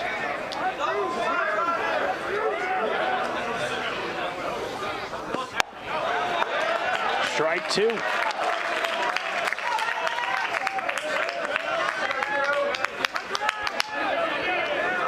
Smith steps back in.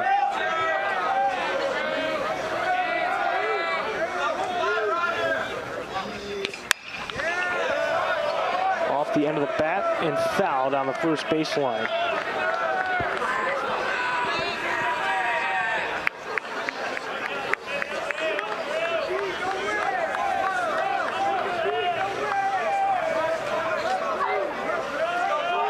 Pilots looking for their 20th win of the season.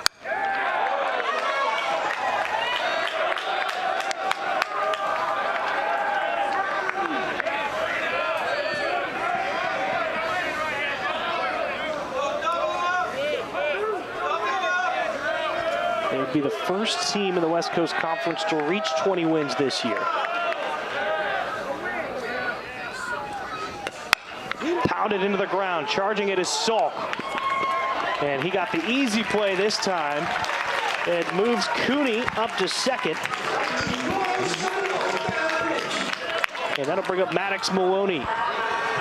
Maloney 1 for 3 today, a walk in the 2nd, single in the 3rd, strikeout in the 6th, and a ground out to Salk in the 7th.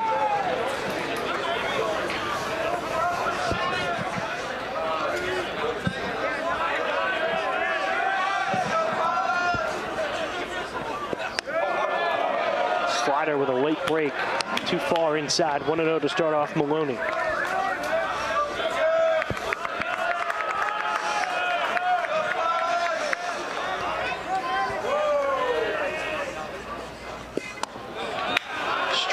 This time at the knees, away from the right-handed bat.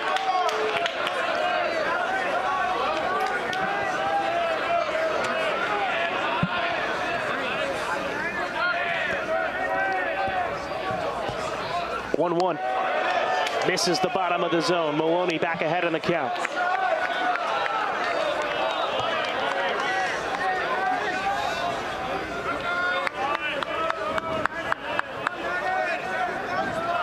Infield playing back for Portland. 2-1. Off the end of the bat. Roller over to Swigert. Drops down to a knee. Steps on the bag at first. And the Pilots beat the Ducks for the 2nd time this season. 13-9 as they sweep the Ducks. And they have now won 6 of the last 7. from Oregon. Great game by the Pilots. Got to give a lot of props to the bottom of the order for the Pilots, getting on base all night. Obviously, the big home run by Katayama Stahl and Ninowitz. And actually, the unsung hero for me is probably Hoskins coming in the middle of the game and getting 9 straight outs. But impressive game tonight here on the Bluff. The Pilots are good, man. The Pilots are good. And that Duck team's a good Duck team, too. Yeah, 21st in the nation. Second time the Pilots have upset the Ducks this year. Once down in Eugene, now here at Joe Edsel Field. That's their 3rd top 25 win as a program this season, as they've already taken down the Beavers once as well. Let's take a look at the upcoming schedule for the Pilots. They're on the road. Big time series coming up. Portland is 2nd place in the West Coast Conference. They have Gonzaga, who's hot on their heels this coming weekend. Then they have a midweek game at Washington State.